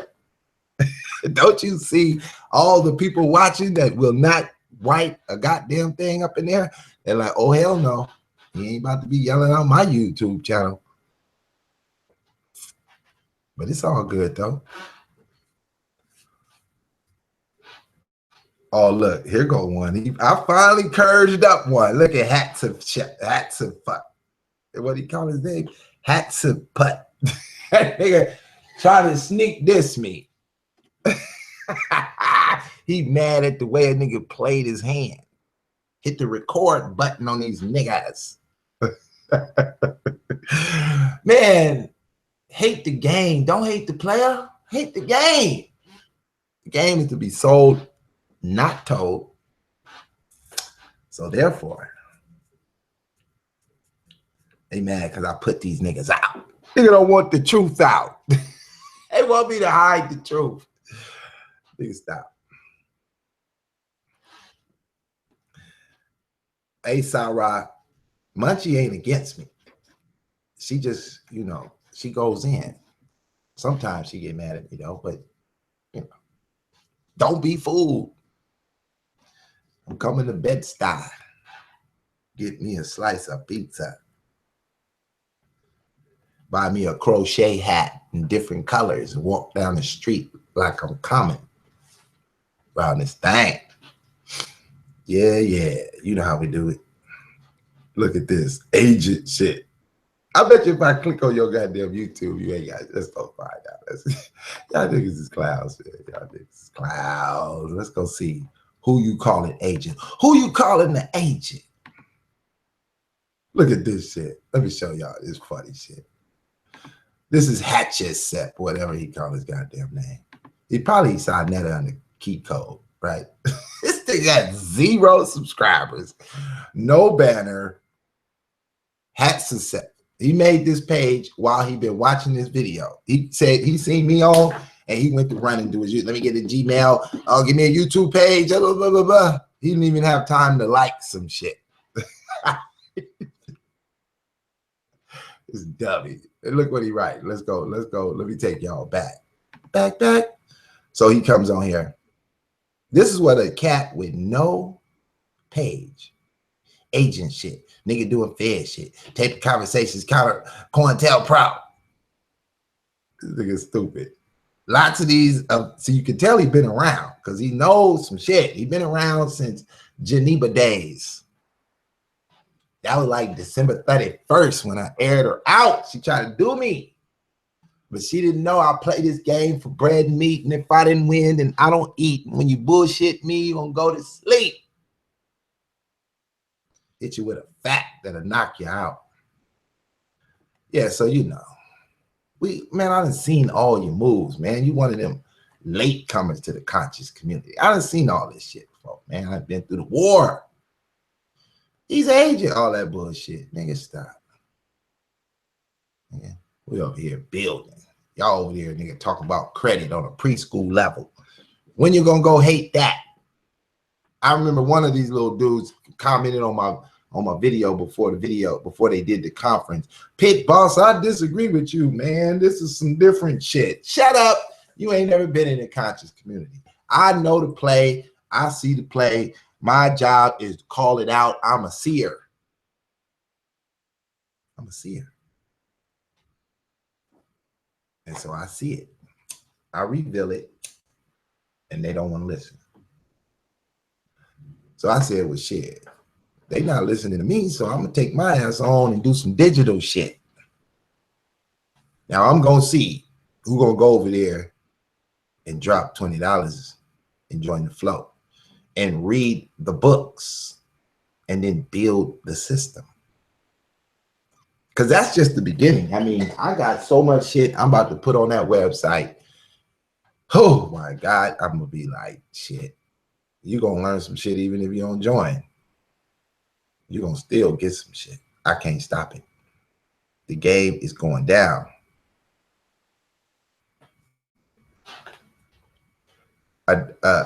You call a Geneva a goddess? You're a dumb nigga. If you call her a goddess, you's a dumb nigga. She is a mental ill patient. That's what she is. If you don't shut up, Pit Boss gonna release the other tapes. Turn the game back on, nigga. I got enough information in the computer, nigga, to start the war back. Only reason I don't, because them niggas laying on the battlefield barely breathing. And I was having my lunch. But I could eat this up and get back cracking. It ain't no thing. If Sinetta was here, he'd tell you, shut your ass up before he start that shit back up. We don't want to hear that shit. Sinetta come over here and beat you up. Tell you, shut your mouth. You gonna start off the goddamn Christian bully.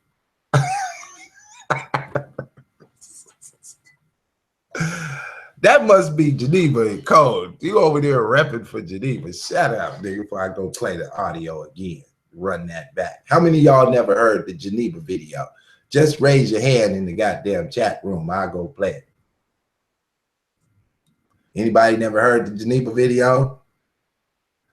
Just say, I ain't heard it, Pit, in the chat room. I'll crank it up.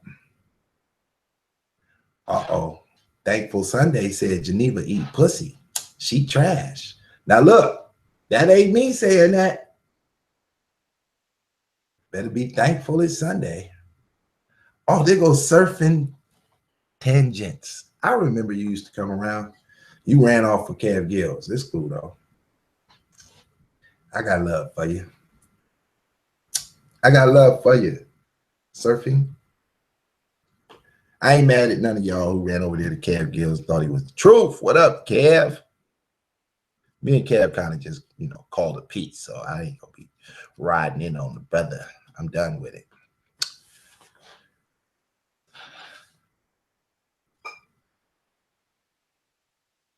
You know what I'm saying? So let's see. I know Thankful Sunday. Thankful Sunday ain't no troll. She just go hard on you. You can't take it. She just go hard in the paint. And she know everybody in the conscious community. What's up, Munchie, Munchie, Munchie? Telling the truth is not disrespect. Telling the truth is a chin check to reality.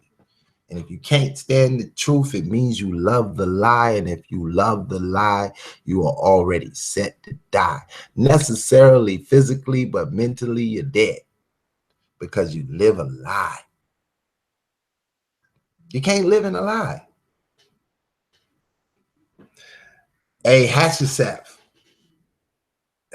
trying to ask me about my personal life. He think I was trying to get with Geneva. See, I love the fact that y'all proved to me that y'all hooked in on the Housewives of Consciousness. The shit was a show. The whole thing was orchestrated. Everything. Some of it was kind of live. We was kind of doing it live, just, off the cuff. But it was still orchestrated to entertain you. And therefore, you bought in. I got my ad sent off your ass. You probably worth about 0.2 cents on AdSense. You by yourself. I got your ass to donate. I got your hate to donate. And you can't stand it. Look at you. Go on in. You just going in on my chat room. Who want to be a chat monitor? Nah, I ain't gonna put no chat monitors in there. Y'all start deleting each other. The monitors I have are the higher intellect, and they know how to deal. They know how to let y'all cry like babies when you want to, because we understand. If you don't get the hate in the chat room, you won't watch. I need you to watch. So stay watching. Haters, hate on. Pit boss ain't tripping. Some days I'll let y'all go all the way to make death threats and every goddamn days. Other days, nigga, you can't even say hi in my shit. You get ejected. Depending on how I come in. Look, Surfing Tangent 2, she been around. She know what's going on. She know that the average YouTuber victimizer has no less than 10 accounts. They switching up the game. Pitboss got a few. Don't play me. I come in my own chat room under a different account. I got about 3 computers over here. Yes, sir. And therefore, look at this dude. Hatchet said, you gonna hit that link or you gonna keep hiding? Y'all, the haters scared of that link. They talk that shit in the chat room because they don't have nothing to do. But they ain't gonna hit that link and let us hear that that's really the pale Arab. You're the pale Arab, huh? Oh my God, stop it. Talking that shit. I thought you said don't disrespect no women. You can't keep up to your own rules, huh? It's all good, hater. We're gonna keep it popping. Anybody want to come in to go to the link? Y'all, I'm gonna give you the mic. I'm gonna sit back and see if y'all know how to do this conscious community shit on, go live. Because this shit ain't as easy as you think. You talking to the air, you don't really see nobody. I had to put up a big old picture of Dr. Yaya. I got a picture of Dr. Yaya on my desk when I'm talking. she don't like me. Dr. Yaya used to hang out in my room. Now she just sit back and listen quietly. No more Amanti in my room. She won't say nothing. But I know she watching because I hear her game I hear my game in her mouth when she's speaking. She trying to mix it up with a little bit of Aleister Crowley, psychedelics. That's what she on. Notice they got a psychological people in the conscious community that comes online. Psychological backgrounds. Then the rest of them are like authors, literary art guys that know everything about history but can't, work an email. That's true. Now, if they didn't have no hate in their blood, they would get at Pitt, be like, all right, Pitt, we know you be smashing on the Hotep Hustle, man, but help us, man. We trying to get digital. I'm going digital, da-na-na-na, digital.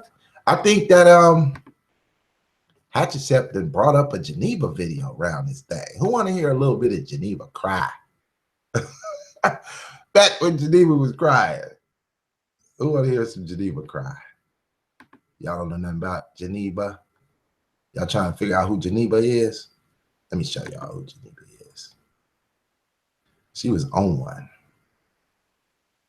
Uh-oh. There it go. Ooh-wee. Uh-oh. Who remember this day?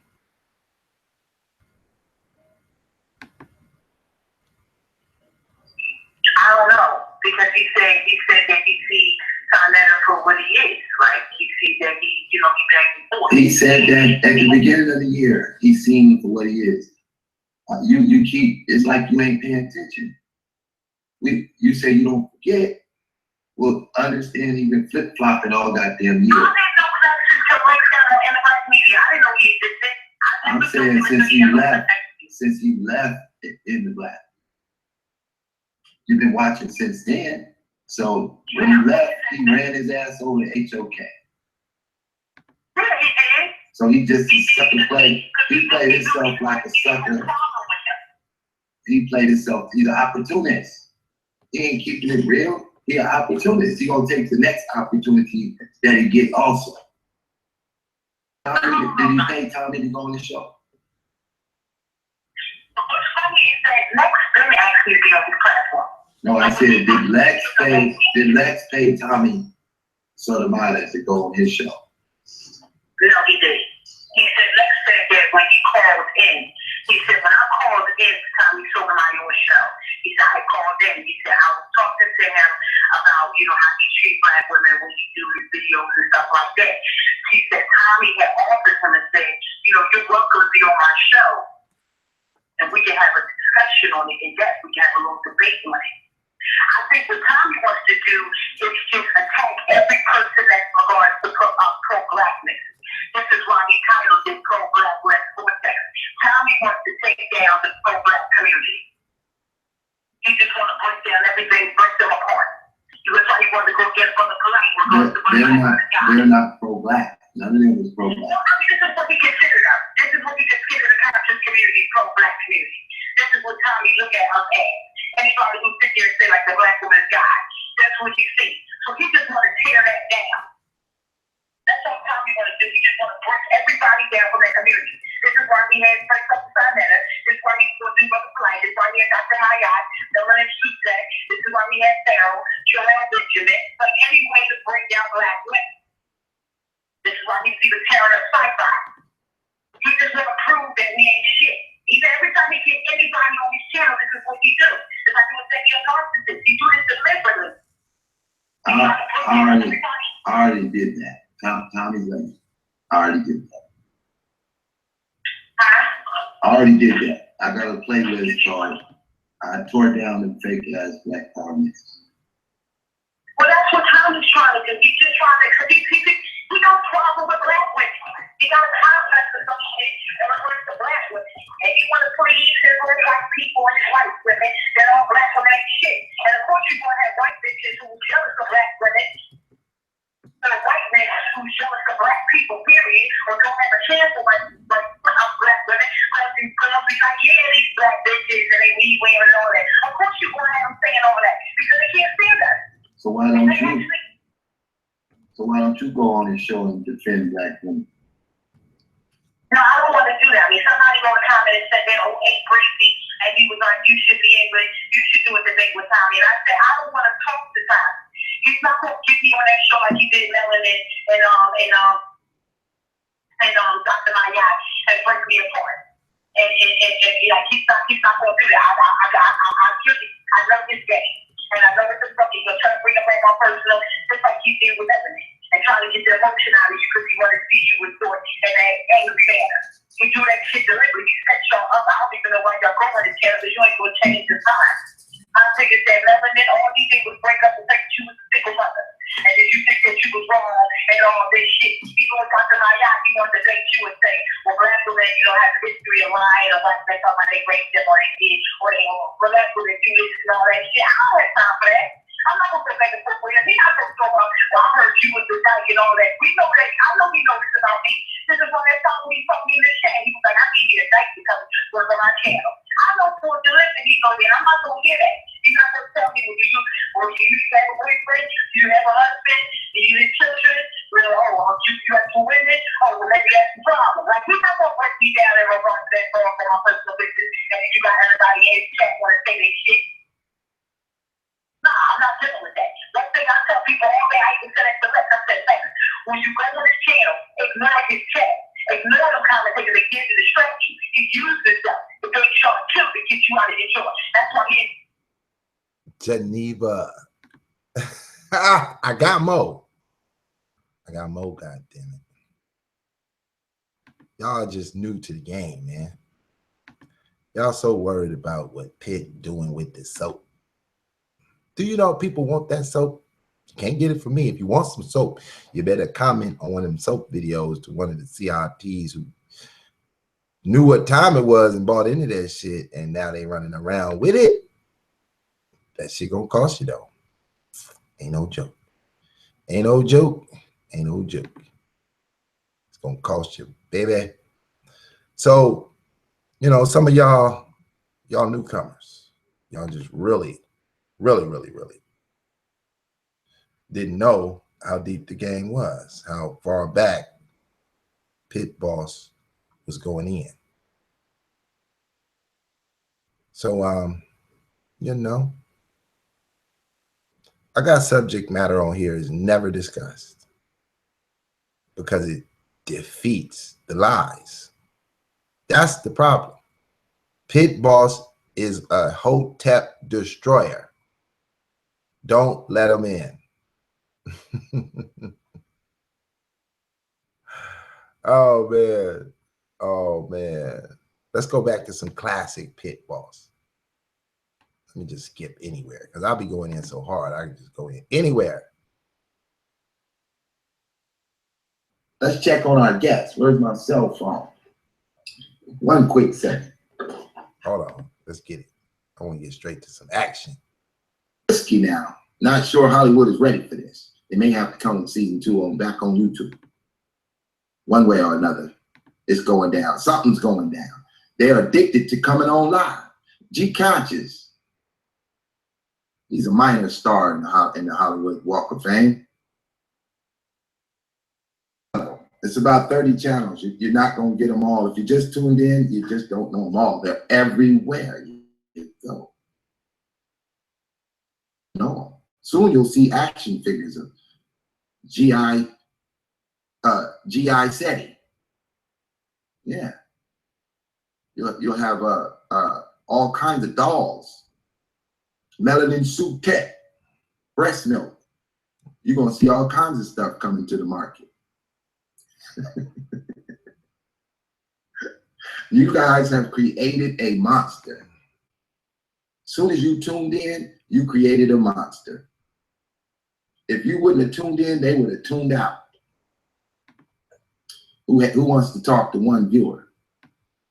2,000 and 3,000 of you chime in, flying in the chat room, off the chain and out your brain. You join in because you're a part of the show. You guys are called trolls. We have nicknamed you trolls, bugaboos, internet gangbangers, the cult of polite. That's who y'all are. All right. The guest has made it to this. The guest has made it to the studio. He should be coming on live 363 in a little while. Give him a few minutes to change his outfit. He got to turn back into his character. This shit's real. So, boom, that wasn't me now. That was me then. Going hard back then, going hard now. Just a little bit of audio to take you back because y'all forgot. And if I was to turn back up, this shit would burn back down. You don't want me to turn up. So you send over these minor trolls, these newcomers under their hidden flags. Oh my God. Who was there on the night before consciousness? Oh my God. That was so fun doing that one. The night before consciousness. What y'all know about it? So, y'all know nothing about it. Baby. And we're going to get it in tonight. Hold on. Was the night before consciousness. Yeah, go ahead and share this link. Getting that PayPal and support this shit. Or I will just go poof, away. But not tonight. Tonight, we're going to get it in. So share the link. Get your popcorn. This is a totally freestyle conscious story about love, chaos, calamity, resurrection, pilfers, acromonsters, grimloids, player haters, calculators. I don't know what time it is with Pit Boss. Boy, let me tell you, look at here. It's going down. It's going down. I don't know how the hell y'all got me up to it, but I'm going to do it. This is a story that might make no sense at all, but God damn it, it's going to be funny. So hold on tight. Get ready to go. And as Gigi said, all aboard.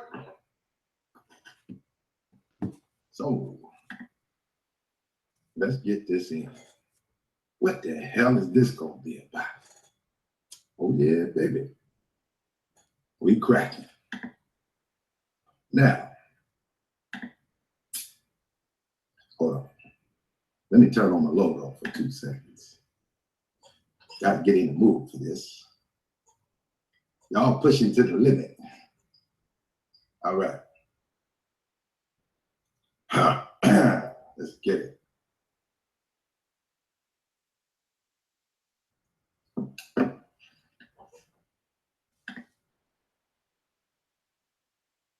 Yeah, man. Yes, sir. There's a place called the conscious community, where the GMO brain cell runs havoc. And everybody gotta have it. I'm live, they live, you live, we live. So, in that community, 'twas the night before consciousness. And all through the house, Sugnetta was roaming about to decapitate a mouse. Carl Albert is on his way out the door. He's off to the liquor store. You need a black and mild and maybe some more. Shaka Upmost coming through.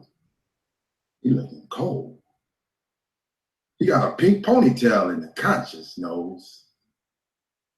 Where the hell can we spell pilfer here and a pilfer there? The blue pill look ill. Shit turning green. I don't quite know what that means. But 'twas the night before Christmas. And all through the house, the DA was raiding and Polite ran out. It was an undercover job as he broke down the stairs. All we could see was Amulet wasn't there. But who hell knows how the story goes? Because all through the house, Amun Ra was about. The no gods came. And what could we do? Tazariak and the crew, there was nowhere to be seen. It wasn't on the Sabbath. Know what I mean? It was the night before consciousness. Not a thought going out. Just dumb nigga after dumb nigga after dumb nigga was about. I mean, shit just got to blaring out these crazy niggas' mouth. They start talking about calculations of a Metru Netra here and there. But there was the dynamic duo in the cornfield. Beware. They got machetes, AKs too. You two took pictures. What could we do? It's just another day in the conscious way of life. Chaos is about. Hello and good night. It's nothing but there. As far as we go, it was stirring and stirring and stirring and stirring. Brew stones are stirring and conscious brew blurring. And what the hell is omelette without a Bentley, man? Shit getting crazy in the conscious community. No faster than goddamn Reggie got to crying. Reggie just cried. He's a goddamn crying. Joel ain't going. He just a crying. Damn these batty boys. Goddamn batty boys.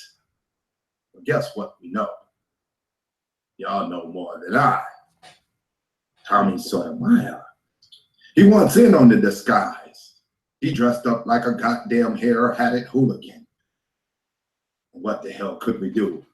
Me and a fool again call up Tariq. See if he got any hidden colors. Maybe he'll expose them. So one of Reggie's brothers. Y'all didn't know about the red pill, did ya? That was Sonetta's son. Goddamn shit sticker. And on the back door, you know, D-Red getting beat the fuck up. Because Israel wasn't having it. Game kind of tough. Boy, these conscious days is amazing. What could we do? It's just one nigga, two nigga, three nigga, do. Anybody can enter. Call up G Conscious. Tell them hit that live button. Where the fuck we gonna go? Everybody's fronting. Shit getting crazy is starting to amaze me. I better exit the stage. God damn. Dr. Mayat trying to play me. She double dutched me down. She got 500 pounds. I was still looking up. She was looking down. She was looking for the endo. Somewhere out the window. Y'all kind of crazy. It's what I remember though. January, February, going into March. Seems Doggy Diamond is starting to get hard. Man, this shit is lazy. Man, this shit is crazy. All I'm gonna do is just close my little eyes. Because in the conscious community, things take surprise. You know how it go. We all kind of vets. So in comes the big chest of the girl Sutak. Man, shit getting crazy. I hope you understand. It was the night before consciousness. Young fellow became a man. Because he used to be a girl. Shh, don't tell nobody. He trying to make money. So he became a man. Goddamn, he's doing things. Remember, he's an alien. But anyway, in the conscious community, things go crazy. And I think somebody's about to have a baby. Because the almond Ra came and he blessed them with God. I can't do it, damn, I can't do it. This thing. Back to the show. Time for intermission. Man, I'm gonna let you know. If we get amazed by the things that we say and we know what's happening in the conscious community, no longer could it be what it is or soon to be. Somebody call up goddamn tell him this bum in a place where the deck just irks with the funk. I don't think he took a shower in a whole fucking year. He been sitting on my YouTube just screaming in my ear. Black power, black power. I ain't seen no power. All I seen was a t-shirt of a pseudo monkey. Damn, it looks funky. In this conscious community, soon to be extinct, because the HOK done set fire to the Sphinx. Boy, shit feels like it never's gonna change. Maybe Donald Trump, I have this all shit arranged. Because he's gonna make America really great. But in the conscious community, conscious is losing its state. We're sliding and we're sliding and we're falling away. And there's just 1 week left. In this praise of LA. And I'm done with the games. I'm back to the business. I'm living in the funk and I'm hearing a witness. Things are getting shady on the blocks of the conscious. AKs are blurring. Shit's getting funkish. Better sit back and take time to myself. Because it really seems like nobody is safe. They're creep crawling and tiptoeing through the tulips. They're jumping out of windows with no feathers on, flapping all their weeks and shit just gone. Man, this shit is funny. What we do on this side, it's the conscious community. Y'all enjoy the ride. Boom, we still on. Just taking y'all back when you didn't know me. Just taking you back when you used to owe me. Oh man, this shit whack. Please tell me. Y'all know that the conscious community of back in the days is gone forever. Exposed to the frauds in the Hotep hustle.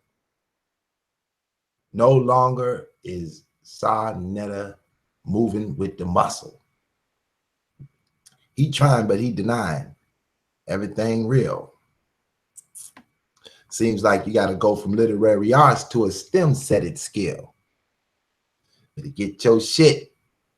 Move kind of quick. Because Digital Pit Boss is deep in the studio. We out the door, man. Y'all know what it is.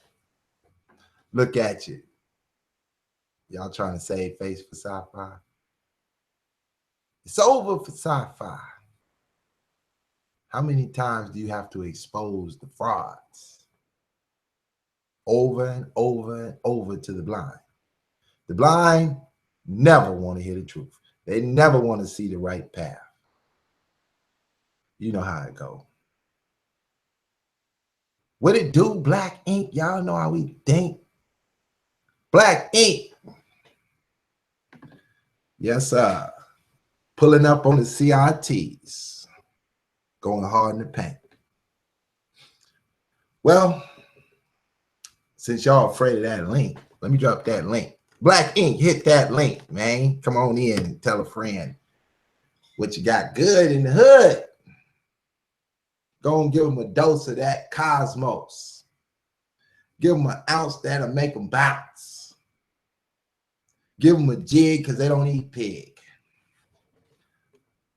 All they know is they want some more. What it do, man? I dropped the link, man. Go and give them a blast of the past. Let them know what the chronic like. Let them know how wet the ink is on the page. They don't know nothing about it. They're not ready for the real. You know, we could take all of this YouTube madness that we do. The ones who actually do it, you know, the Hotep victimizers and their victims that watch them every day. And we could make the game fair play. And we could build a black network where we could put the work down and everybody eating. Everybody eating. Anybody attacked, they're going to get smacked back. But they don't want that. They rather dig in the hat full of cats. You know, Egypt used to love the cats. The last hoorah from Egypt was the cult of the cats around 350 AD. A comedic reconstruction of the early age. And that shit got shut down. And after the cult of the cats, Egypt and the magicians wasn't coming back. It was over. And that is Hotep history. Go Google Egypt, the cult of the cats. And then you'll understand why all these women running around calling themselves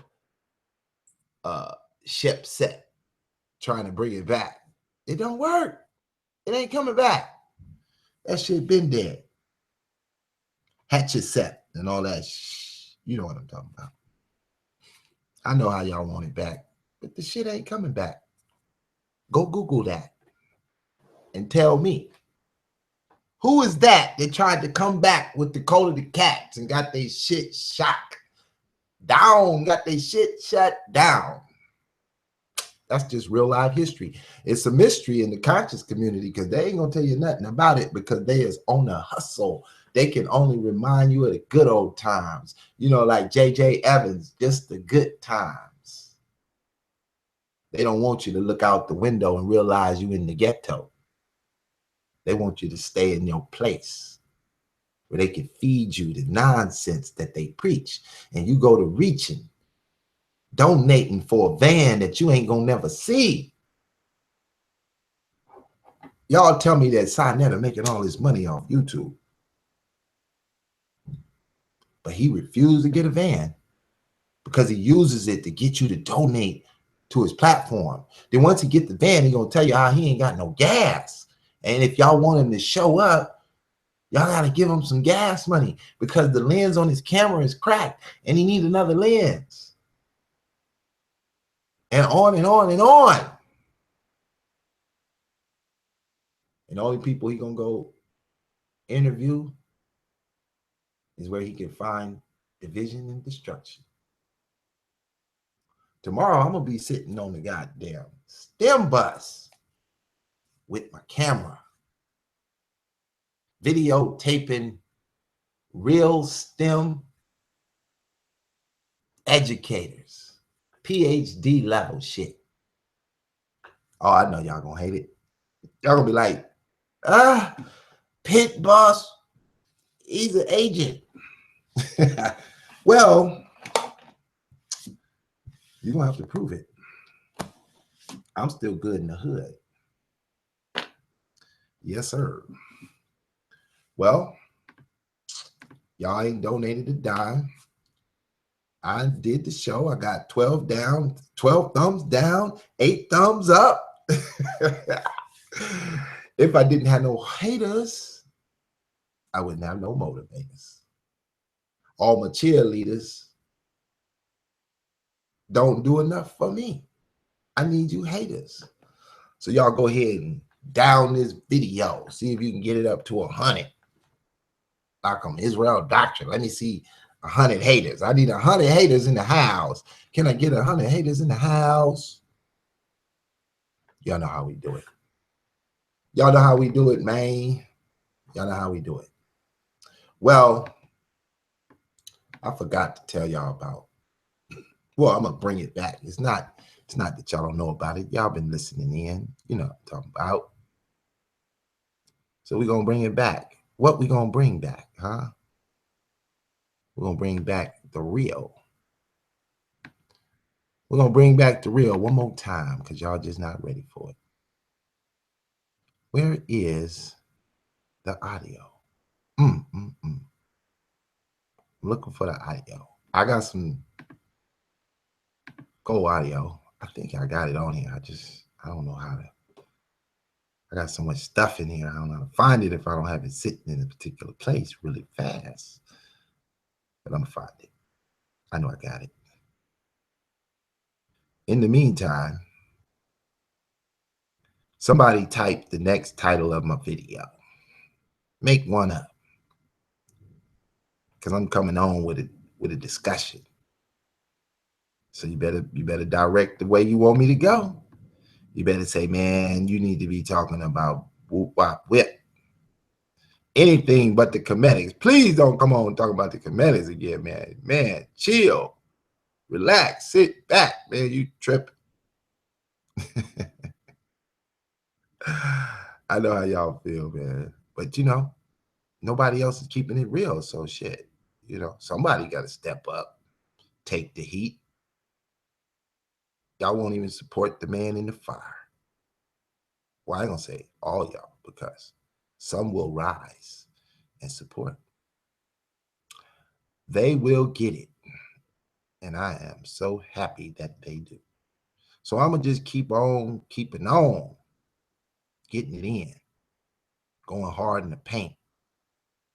Whether y'all help or not.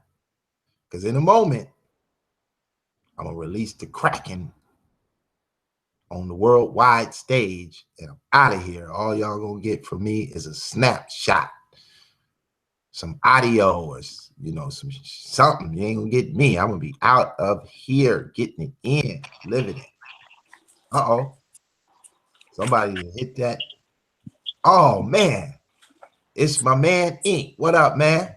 What it do, Pitt? Can you hear me? Oh, I see you out there, man, in the nature. I'm in the garden, player, out here with these collard greens. Oh, let us see the collard greens, man. Let them know what it looks like. Well, let me turn it this way. Okay. Boom. Woo. Okay, you just getting them going, huh? You got some sprouts. Yes, sir. Like George Washington Carver I had to get them out the seed bag and then put them in the little pots and then put them in the ground.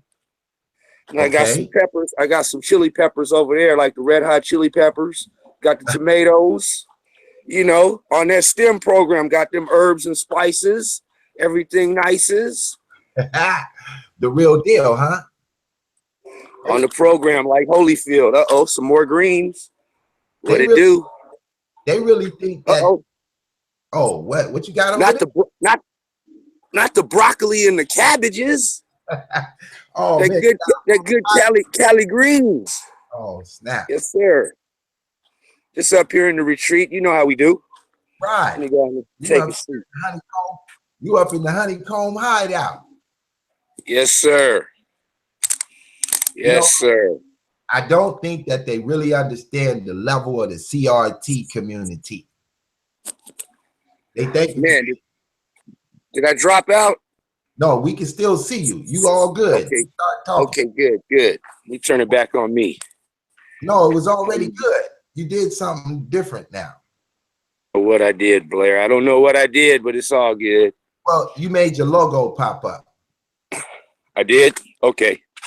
Whatever you was doing right before that, it was popping. Oh, what's up with your Israel doctrine? Just waking my ass up. Gotta thank God. Oh, what up? Today seemed kind of hard. No. It was too laid back and easy. I fell asleep. Shit. Mama cooked breakfast with no pork. No, can't have the swine on the plate. What you got going, Israel? I see you over there hot boxing with the conscious community. Man, I've been in chill mode. You know, I was touching on Lex Vortex and how he get down. He got mad at me the other day because we all visual people. We just get vengeance in different ways. He tends to talk noise and and go at people with information and stuff. So when he spoke that one time about calling the IRS on Sinetta or whatever, I was like, that showed his character there, but y'all still fuck with him. Sinetta fuck with him after that, and the black fuck with him. Rob Prophet fuck with him, but they crying now that he go and do a video about Sekhmet and how she did this and that because he felt like they stole his peace conference and changed it into a Black Power empowerment conference. And he ain't about that Black Power stuff. He arguing and fighting in that stuff. Right now, he flip-flop like day and night. So, a lot of people call him a rat though, because he called himself telling people don't show up. That spot might be hot. The Fed's probably there. They probably gonna be looking. They're gonna see who taking pictures with each other, see if somebody come up out of there, be the next Michael X. Johnson. You know what I'm saying? People say he was snitching. I'm like, that ain't snitching. Snitching, since I was a youngster, has been we do a crime together. I tell on you because you was a participant in the crime to get my sentence lowered or to, notify what I did. They gonna get you. They want you. They don't want me.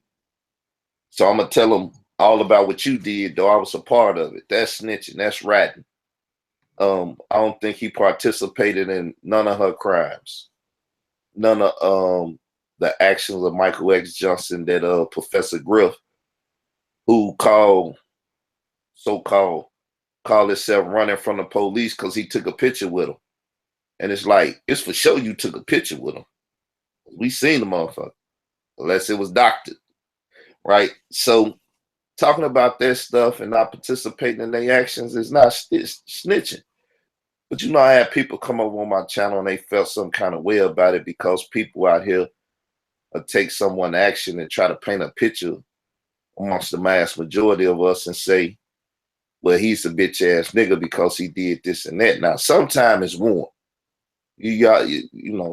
Some bitch ass niggas need to be put out there, but Lex want a bitch ass nigga for that. Now he might be for other stuff at times, but this one right here, he couldn't get called that. So I spoke on that. Then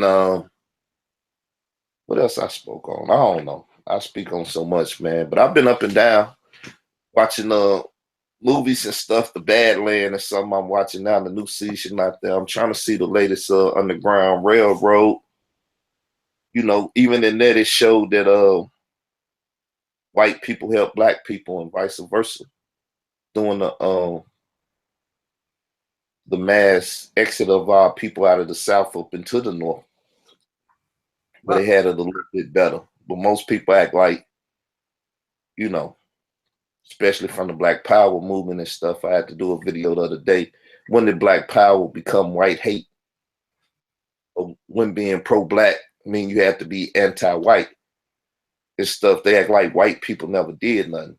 Now you ain't got to integrate, but you know, you can peacefully be separate from each other. You stay over there, I stay over here. You know, if we can help each other, we help each other. If not, we just stay in our, you know, secluded areas, right? Nobody segregating nobody from nobody, because segregation means I'm forcing you not to come over here. Well, you're right. So, I mean, we automatically segregate ourselves. We call it ghettos and suburbs. right. Some of us, you know, they can afford to go live where they want. And, you know, we have legal laws that allow you to go live in the ghetto if you're white and go live in the suburbs if you're black. And then, you know, the reality is we actually dealing with each other and communicating and building and doing what we're doing. The bigger picture is that the money is segregated. That's the real segregation. It ain't about the physical segregation. It's about your economic power is segregated from you. So I ask you, if you want to go get something to eat in your neighborhood, who gonna sell you the goods? That's how the segregation worked. The segregation was never really, we was never really physically segregated from white folks at no particular time. There was just a small era where they put it on the law that black folks got to go away to their own little, you know, area and cannot live among white folks. But other than that small little moment, we have always lived with white folks in slavery, emancipation, integration. But what was being segregated was our economic power, and it's segregated to this day. White folks control our communities, and we don't have a spot in theirs. So how are we integrated for real, for real? That's what I show in my Pan-African presentation with the Booker T. Washington perspective. You know, Carl, I came up in here. You got to admit, it wasn't nobody pushing that line. Or did you know, you've been here, you're the conscious community historian, you know, over here. So, you know, if I'm mistaken, you know, point that out for me.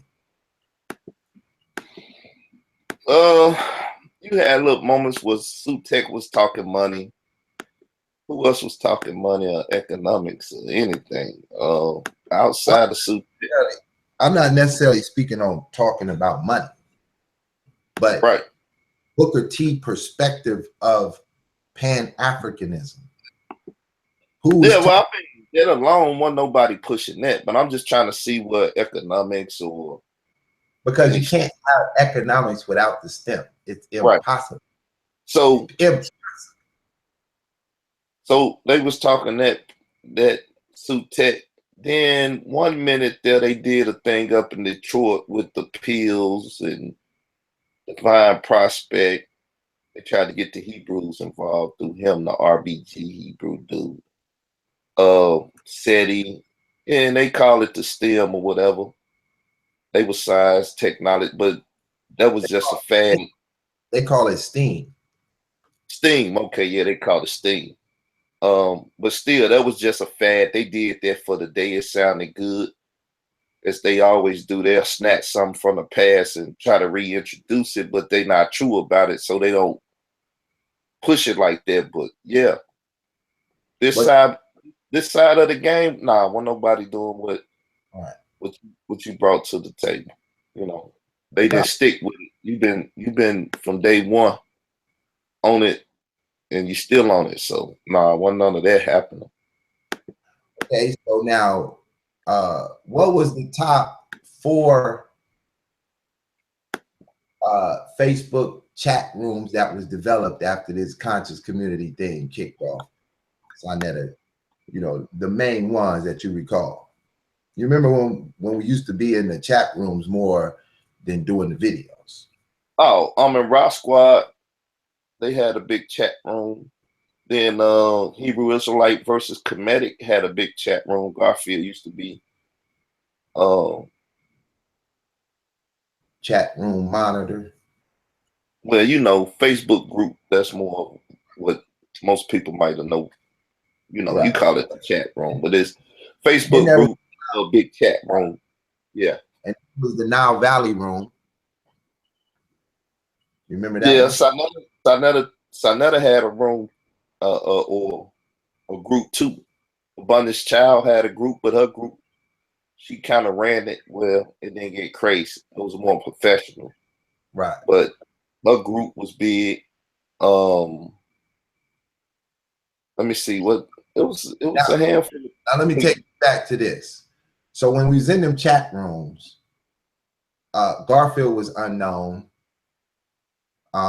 Red Pill and them was doing their little blog talk, but they programs, they stole all that shit out of what was hot in them chat rooms. Am I lying or am I mistaken?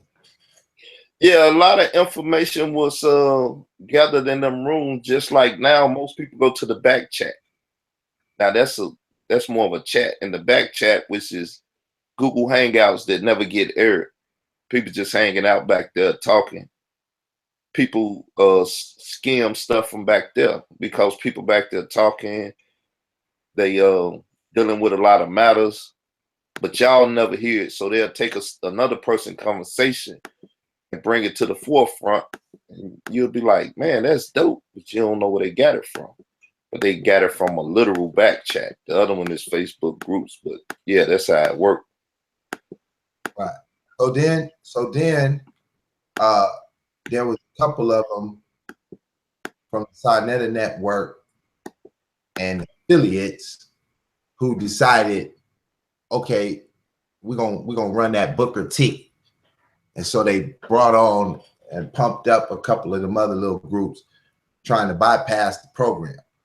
If you recall, I mean, you don't necessarily have to call them out if you want to, but you know, they didn't fully lay it down the way I did, but they was trying to get that conversation into the conscious community, but not allow me to come drop it when my entire paradigm was built on that. My Facebook group, you know, my shit was real private. I think my first member was Carl Albert. Yeah, and well, I never, you know, I debated Nyami, and I used Booker T and them because me, you, and Sharpspear was talking, and me and Sharpspear went over the Atlanta Compromise. What's the name of that? The real name of it? well, they call it the Cotton Speech or the Atlanta Compromise. Yeah, and so I used that in my debate with him, Pan-Africanist versus an Israelite, and then him, D-Red, other people tried to go with Booker T. Wasn't nobody really trying to push it. Then, like you say, that one dude from like MBK or whatever dude name is, he started trying to run it. D-Red started moving towards that way a little bit more. But he still won't say nothing about Booker T. Yeah, people start trying to run with it more. Right. Now, they pretty much, if you go back, and I know you know how to see, you're a historian with it. That's why I'm just asking these questions, because I know your mind can go back to the time a little bit better than some of the viewers that are following. But they had all them debates. Which debate dealt with economics? None. Polite and somebody said they was gonna do one dealing with, it might have been Ali Muhammad. I think they supposed to have it in there, and that second half of the debate was supposed to deal with it, but I don't think it happened. I think that was supposed to have been a part of the debate, though. I see my brother Black Ink back in the room, bro. We kind of Carl came in. You know, he's a professional, so he can take off. But I wanted to let you get a little word in. I see it dropped out, came back in. Yes, brother Israel Doctrine. Good to meet you finally, face to face, my brother. Peace and blessing. Yeah, hate I ain't sitting up and showing my face, but yeah. Oh, it's all gravy. Hey, let me ask you a question though to address this whole conscious community situation, my brother. Simple question. In your opinion, are these cats producers or seducers? Meaning, if these niggas ain't producing, who the fuck is they seducing? They seducing all they listeners and followers to, help them get some AdSense checks and to help them, get in a position to seduce other people. That's what seduction all about. Or the So art of seduction. Them niggas ain't producing nothing but a bunch of yapping and t-shirts, huh? They producing a bunch of conscious zombies. Wow. And that's an oxymoron. That's like zombies just walk around and they become conscious of other people around and they want to eat them. But at the same time, they're not conscious of nothing else. Man, the living dead. Yeah, the walking dead. Gotta get everything. Trying to find other human beings to eat off of. Yeah. That's fucked up. Conscious zombies. They just other people that they could try to, like you say, munch on and eat off of. Man, well, that shit could work for a hot second, and then when a motherfucker wake up, be like, what the fuck is this shit right here? But see, the thing is, go ahead, bro.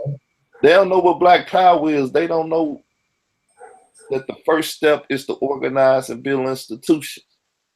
So that's right. Everything they do is against that.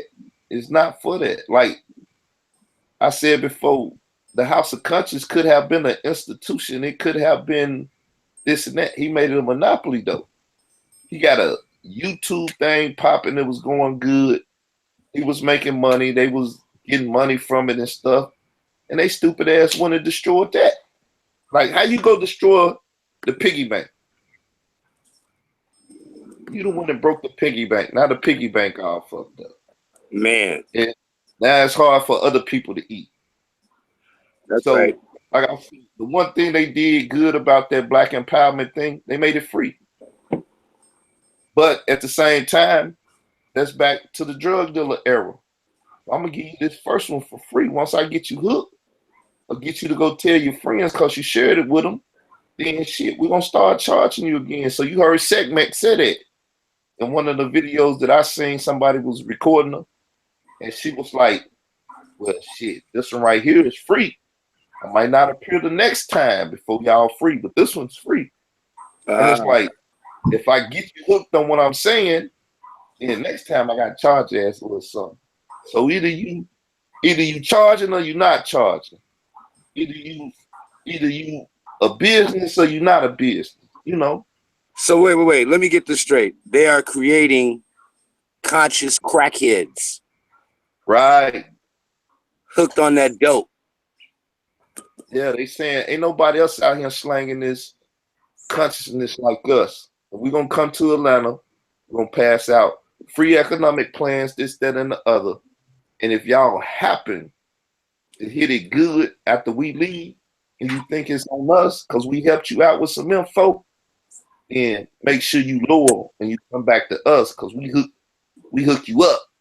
And it's like, y'all ain't hook them up. There's people already out there and stuff.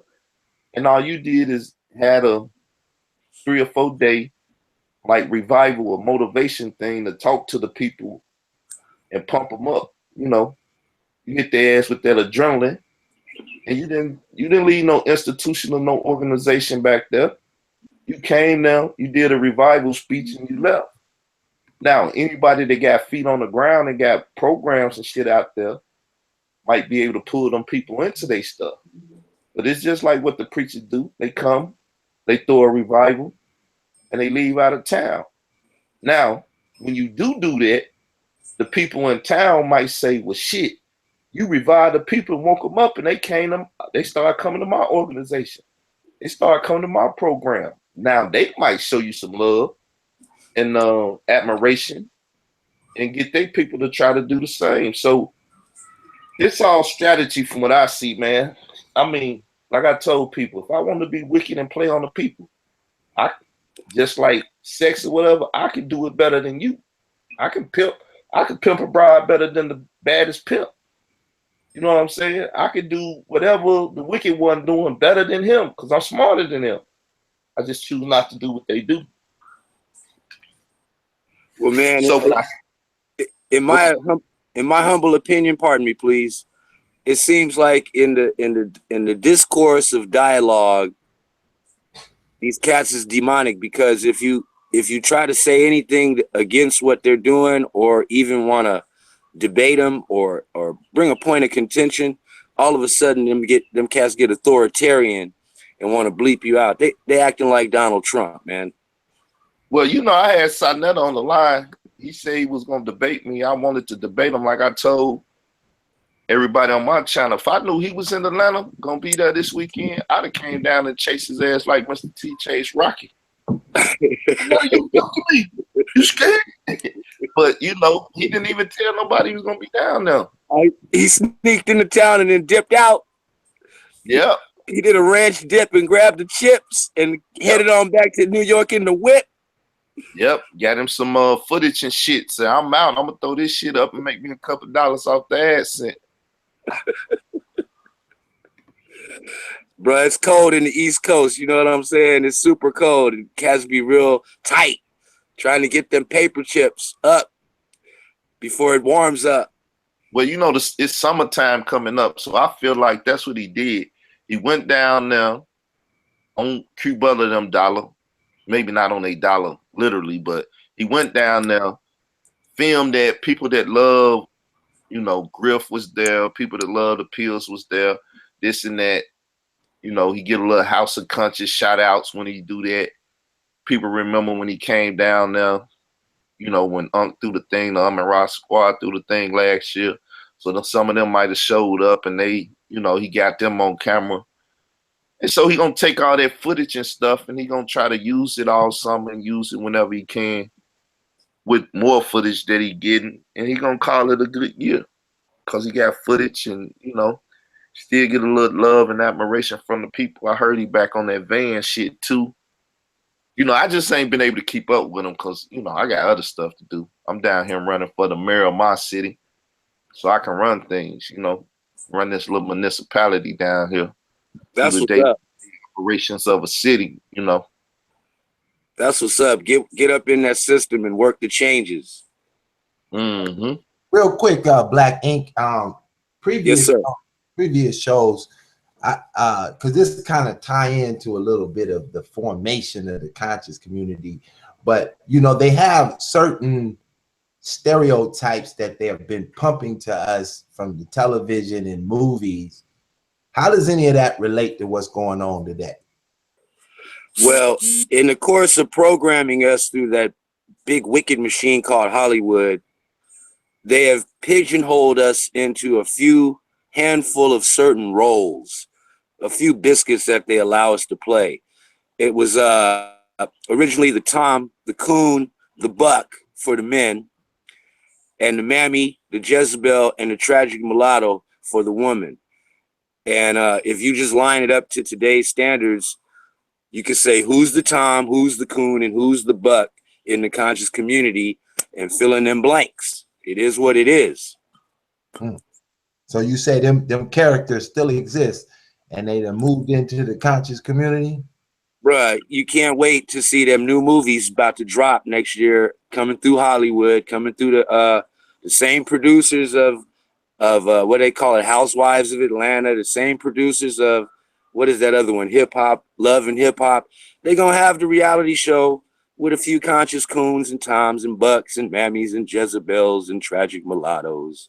It's the same shit running over and over again like a bad recycled tire. I would have to say Crying Reggie is a tragic mulatto. That I know. Well, it seems like the conscious community loves to play the role of the buck the system, buck, bang, bang, buck, all that. You know what I'm saying? They love to get bucky. Right. Like, see, you can see Sarnetta came down to Atlanta and spent all his time at a credit, conference. And it was so much shit going on in Atlanta that he just was not going to report on. This is the future of their leading network that they're supporting. He made about $400-500 just talking on his YouTube while he was sitting in the hotel. Well, it's sad, man, because they're like becoming the Fox fake news of the internet, in terms of blackness. It's either their way or the motherfucking highway.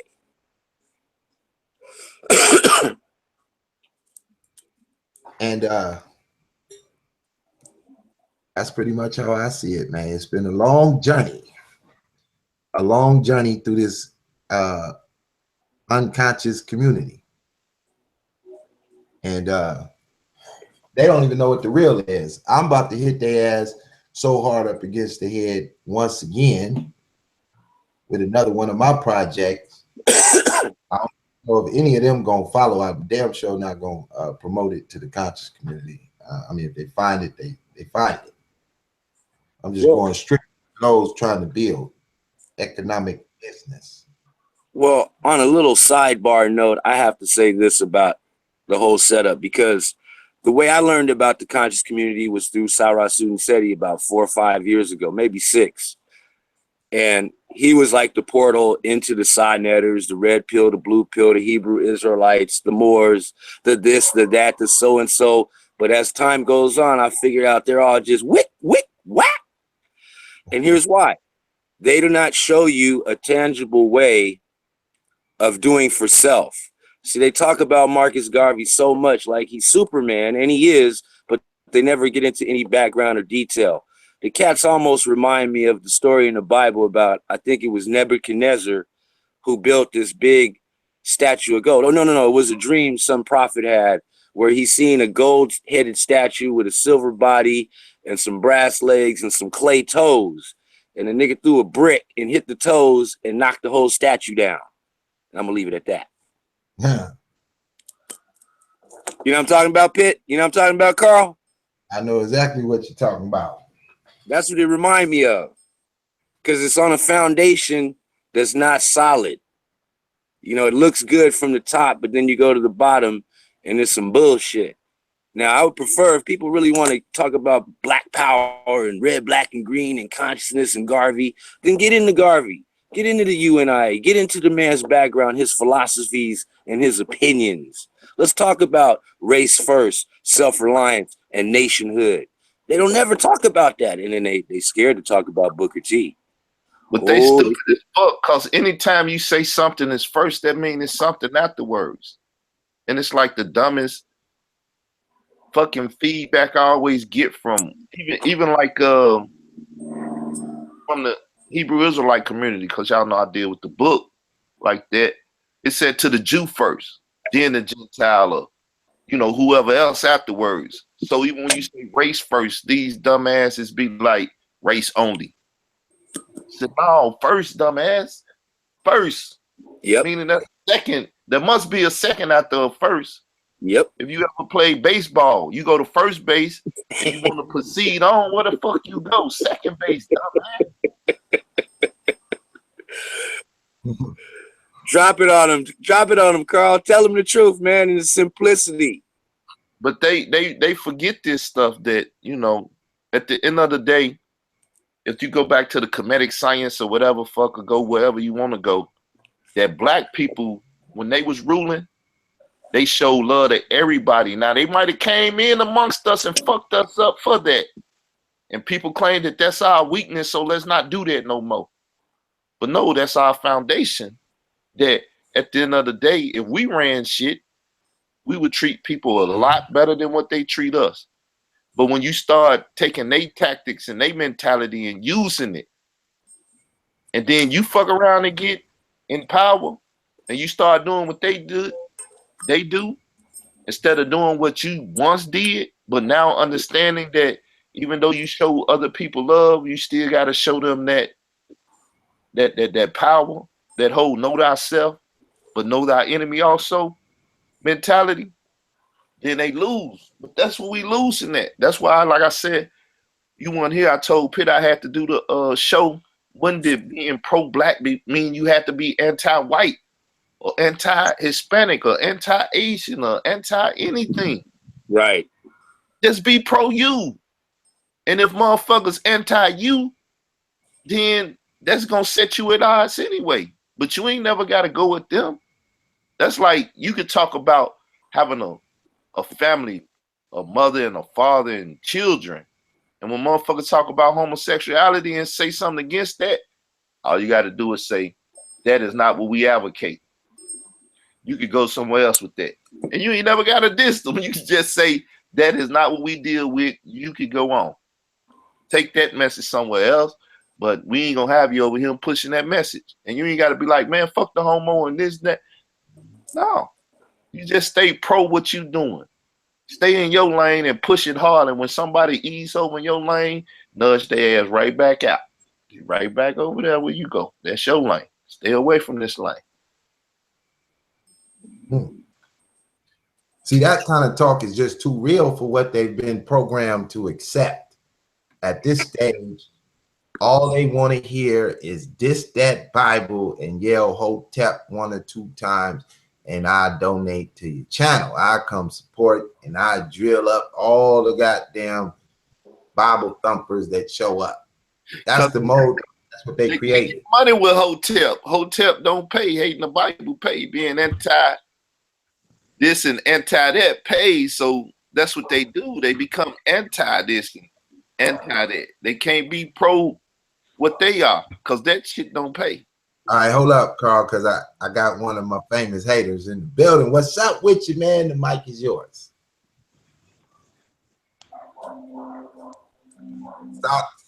What is it? Sarah Aha? Peace? Yeah, it's me all the way live. You blocked me. Yeah, you got the mic. Go ahead and get your game on. We can hear you. Y'all are Christians on the panel, right? Yeah, we'll go for that. We'll take that name. Well, I think y'all sound a little hypocritical on a Sunday, considering it says thou shalt not judge, and the only thing I hear y'all doing is judging people who study Kemet. What happened to thou shalt love thy neighbor? Don't you know it's today's Sunday? Or did y'all miss church today? Now don't kick me off of here too, Pit Boss, since you done blocked me. How about that, Digital Pit Boss? I ain't gonna kick you off, but just kind of back. Hear you. Pit Boss, I'm no agent. Okay, so we can hear you and understand your perspective. You know, you was too close. I like the effect, but we try to understand what you got to say. What I'm trying to say is, on a Sunday, I never seen so many Christians do so much judging when I thought, according to your doctrine, only one can judge, and that ain't nobody on this panel. Okay, let me ask you a question. Hold up, Carl, real quick, because, we've been kind of battling on a couple of channels. And Pit Boss, I ain't mad at you. Can you do me a favor and unblock me, since you've been sending me subliminal messages telling me if I want to get unblocked, join you? Okay, I'll unblock you. I told you I ain't mad at you, and I don't hate nobody, because that's a waste of energy. Just because two people got two different ideas, that don't mean we got to hate each other. Okay, no problem. It's not hate to block you. It's, God damn it, I'm just trying to get some thought through. So I unblocked you. Well, we can't hear you. Because I was letting you unblock me. Is everything okay? How y'all doing on Sunday? How many of y'all went to church today? Well, we in church now. If you was a Christian, you would know we was in church now. Oh no, I just was wondering, did y'all go and pay your tithes? No, if you was a Christian, you'll know we don't do that. But since you not, you wouldn't really understand what's going on. So we trying to hit you to the facts. Go ahead. So see, here's what I want to know from you. So I see you repping Kemetic, right? So who? Nah, I'm not repping Kemet. This is a cross, you see. If you was Christian, you know we don't. I got jokes. I got jokes, Pit Boss. I'm trying to have a little fun with you to let you know I'm not mad at you and I like your style. Yeah, I don't have a problem. See, like on our channel, you can come on and get your perspective off. I'm not here to stop it. I want to engage. They don't let me on their channels. You see what I'm saying? I can't come on Sinetta and get on like you get on and just say what I want to say. They don't give us that opportunity. Carl Albert got about 1 minute 30 seconds for the whole show. You know what I'm saying? On Sinetta TV. I haven't been on Sinetta TV myself. Oh, he'll let you right on red carpet style. You get you know a VIP pass through the line to the front door because you represent what he want to push. You see what I'm saying? So now I want to know when did you come into the understanding of the Kemetic knowledge? At what year? It's been a while now, maybe 7, 8 years, maybe. Okay, so 7, 8 years ago, you started really getting into information. Well, let me be honest with you. Before that, I was just studying regular math, like the 5%ers, you know, the gods and earths and all that type of stuff. Okay. So now I didn't really. I studied all. You know, I've been to the Catholic Church. I've been to the Christian Church. I studied it all. Okay, since you studied it all, who has come to America in the black world and given us the best direction or foundation since we've been here, you know, through the slavery to now? Give me your top, you know, 2 or 3. I think Marcus Garvey did a great job. Okay, that's because Marcus Garvey, you know, the important thing is, see, what y'all fail to realize, all of this is just dividing us. That's why I'm trying to explain to you that I don't hate you, because the only thing I see is another brother. Even if you got different ideas than me, I still got nothing but love for you. Because when you have division, a house don't stand. A divided house never stand. And all of this little things that's keeping us separated, it shouldn't even be separating us. We should all be putting our differences to the side, because me and you is not each other oppressor. We so focused on, okay, I like Kemet, you like the Bible. Right now, we got people that's being missing in DC, and we sitting up here talking about Kemet, the Bible, and what I believe in. We need to be focusing on the children that's being missing. That's what's really important that's going on right now. What I believe in and what you believe in, that should be all put off to the side, and we can come and deal with that some other time. And right now, we should be uniting as one. I don't care if you want to believe in the Bible. I don't care if you, I wouldn't even care if you preach to the God doggone devil. It don't matter to me. If I see a melanated being, then that's all I see. I don't see, when the police see you, he don't see if you wearing an ark, if you wearing a cross. The only thing he sees is another nigga. Okay, so let me ask you this then. I'm telling you, I am not your oppressor. Stop attack. If you want to attack somebody, attack the Peckerwood. Okay, let me He's your oppressor. Can I ask you a question? Oh boy, you about to defend the Peckerwood. Go ahead. Okay, I'm gonna ask you this question. So let's say there's a group of black people who are out to do good for blacks, and then there's another group of black people who want to destroy what blacks are building. Should they unite and unify? They would have to come to the table with a moderator and come to a mutual agreement and become one. Yeah, let's say they have no mutual agreement. They going in different directions. Should they unify? At this time, when we have blacks, children being missing, everybody should unify. I don't give a fuck what you believe in. We should be looking out for the children. That's what's important right now, the black children. Then that's it. The youth is our future. Because you answered the question. I just did. Put all differences aside and come to that. That's not important right now. What's important? You acting like missing black children in DC don't get you upset, brother. No, that's just that's what's important. Let me explain something. I'm talking to you about something that's really important, and the only thing you want to talk about is two different black groups that don't get along when they should get along and be watching over the children to make sure the oppressors don't keep on doing this wickedness. Hold up, let me ask you a question right quick because I've been trying to keep up with what's going on in DC through all my. How's my future mayor doing? Peace, what up, bro? Hold up, so, peace, Israel. Let me ask you a question, Pit. Hold up, Carl. I'm gonna give it to you, but I'm not. Carl, this is Sarah. I'll be on your channel all the time. Listen, he been on 3 or 4 chat rooms with me in the last 48 hours. No. When there's something going on, you like to come where I'm at and bang and go ham. You go ham. So don't say I come you be coming where I'm at because you like to go ham on where we at. So let's just keep it a buck. But the difference between me and you is I was there before you showed up. I always been there. I just didn't waste my time commenting. I told you in the comments the things that you was doing on your other channel and all that. So that's obvious that I've been watching you. What I'm saying is you haven't been offering any dialogue in the last year.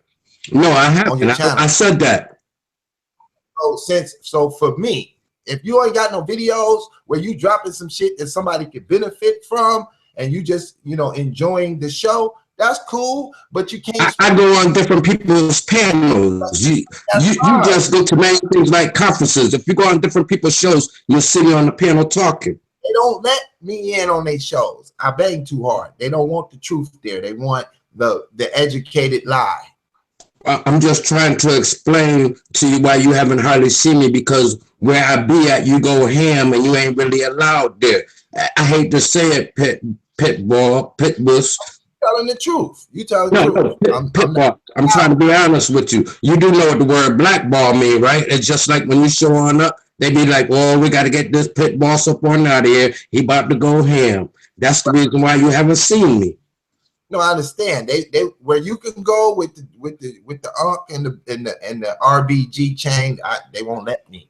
So I understand that you going where I can't go. The point I'm trying to get you to understand here is you think that people with different ideologies can unify, and they cannot. There is nowhere in history on the continent of Africa where Africans united. They do not. They get with like-minded people and they form tribes. They live in harmony, and that's about it. If you cross that line, you're going to get that javelin cross your throat in the history of Africa. So now you want to promote, you want to promote a propagation pushed out by the conscious community that is not preaching any type of unification. They're only preaching the symbolism of unification, and they are on a serious attack on Christianity. That's the main attack, because that gets you the Hotep dollars. You do not want to admit to that. So I ask you one more question to see if you'll admit this. Does what Dr. Ben teach, is that parallel and similar to what Aleister Crowley teach, since you studied all things? Say that again. Is that you broke on up at the end? Is what like what now? Just the last part. Okay, Aleister Crowley wrote a book called the Law, Do What Thou Wilt. And he broke down Kemetic science to a degree that he started Thelema, he started the Wicca, he started several groups who are now empires in this community and got all kind of money and organizations, buildings, houses, and the rest of that. And they have went on from his teaching. So now Dr. Ben comes along and then he preaches. Does he preach the same concepts or something new? Because Aleister Crowley covered 11 ether, 9 ether, 666, all that shit. Do what thou wilt long before. Are they teaching the same thing or not? I have to tell you, I'm not sure because I studied more of one than I did of the other. And in order for me to answer that honestly, I would have to do the same amount of research on one than I did to the other. If I was to give you an answer right now, my answer will be based on only the things that I have studied. I'm being honest that I studied Ben more than I studied the other, and based on that, then my decision will be based on that. That was something I would have to go back and get back to you on because I haven't studied him as much as I have studied the other. In order for me to give you a fair answer, I would have to put in the same amount of study to both people. Okay. Well, I'll let Carl Albert. He wanted to ask some questions. Okay, the DC thing. Are these runaway children or are these children being snatched? Are these children just leaving their homes and the parents say they missing because they left? Or is it, you know, told that they've been snatched up by foreigners or somebody? What's the situation? Because I'm trying to figure it out. They're saying it's a combination of both to try and sweep it underneath the rug. It's a combination of both. Some are missing and they saying some are being left to are runaways that they believe is runaways. It's both. Okay, so you saying people haven't came together and figured out a way or a system in which they can figure out if the runaways is still out there and not, you know, sex trafficking or organs been harvested yet or things of that nature. Because if they ran away and they just wanted to get away from their parents, is it some way that the Black community in DC in the District of Columbia, which is federal stuff and not, you know, it's a whole nother district because it's not part of the United States, quote unquote, it's the District of Columbia. Have they not talked about a way to get them in touch with their parents so they can disregard them as being missing in that fashion? I only can tell you what television rarely did media on because it deals with Black folks. Since it's dealing with Black folks or melanated beings or whatever you want to call us from the motherland, they ain't giving it its proper due justice as far as letting the media doing anything or anybody else, no Amber Alerts or anything. This comes on out like 3 or 4 days later, not when it first happens and all of that other stuff, because it's Black folks. What the problem is, they don't really care. They want it to be swept underneath the rug. And the next thing you know, they're going to create some other distraction, so we'll lose focus. What everybody need to be doing right now, like I've been telling them and where I'm from, we're going to start G-checking, because we gods and goddesses. When we G-checking, that means if you happen to see a white person just sitting in his car, there's no more thinking he's just 5'0". We walking on up to him and asking him what is he doing around here to make sure he ain't about to try and snatch no kid on up and telling him he got the bounce. There will be no more just snorting around in the neighborhood looking for a chance to take an innocent person. What's more important is not what has happened, but how we can solve the situation. Yeah. And that's what I'm trying to get to. Don't mean to cut you off, Carl. In other words, we have a snowball that's about to turn into an avalanche, just like the shootings happen. First, the shooting started in one little area, and then the next thing you know, they're shooting all over the whole United States, the cops. We don't want this to turn into from a snowball to an avalanche, from this going from Washington to now all of a sudden kids is being missing all over the whole United States. That's the reason why I'm telling people where I'm at and where I'm from, we G-checking everybody that don't belong. We telling them to bounce and get the fuck out my hood. Yeah, I mean, I understand that. My father used to tell me, don't let your wants hurt you. So, and we also asking kids to walk in groups as well. We don't want nobody walking alone no more. Okay, brother. I hear you trying to break it down, but I got questions to deal with a certain mentality of the thing, because you got to differentiate those that are missing and those that have ran away. And you have to do that, you know, because if they giving you a number or a total of children and they don't know how to separate the data of the algorithms of these calls or these this intel that they getting, this data that they getting, because they give you a big number and they don't know, once again, how many missing this and that. So you got to start eliminating some to see how big of a problem snatching children is. Running away is one thing, snatching is another, right? And if people just saying they being snatched and not saying that they running away, then we got an issue. So now this is where the Hotep Hustle come in. Let me say, Carl, I have to agree. Carl, let me say this, because you done ran down what you have to say. Let me just say this. My fault. I thought you was finished. My bad. You cut me right though at the period. This pit boss said you gotta cut people at the period, but I want to go on. This is where the Hotep Hustle come in though, because you had during the Malik Zulu Shabazz and Cornel West debate, you had people went to Washington and they went there to deal with that. Now this is supposed to be a bigger issue, right? So where's the feet on the ground now?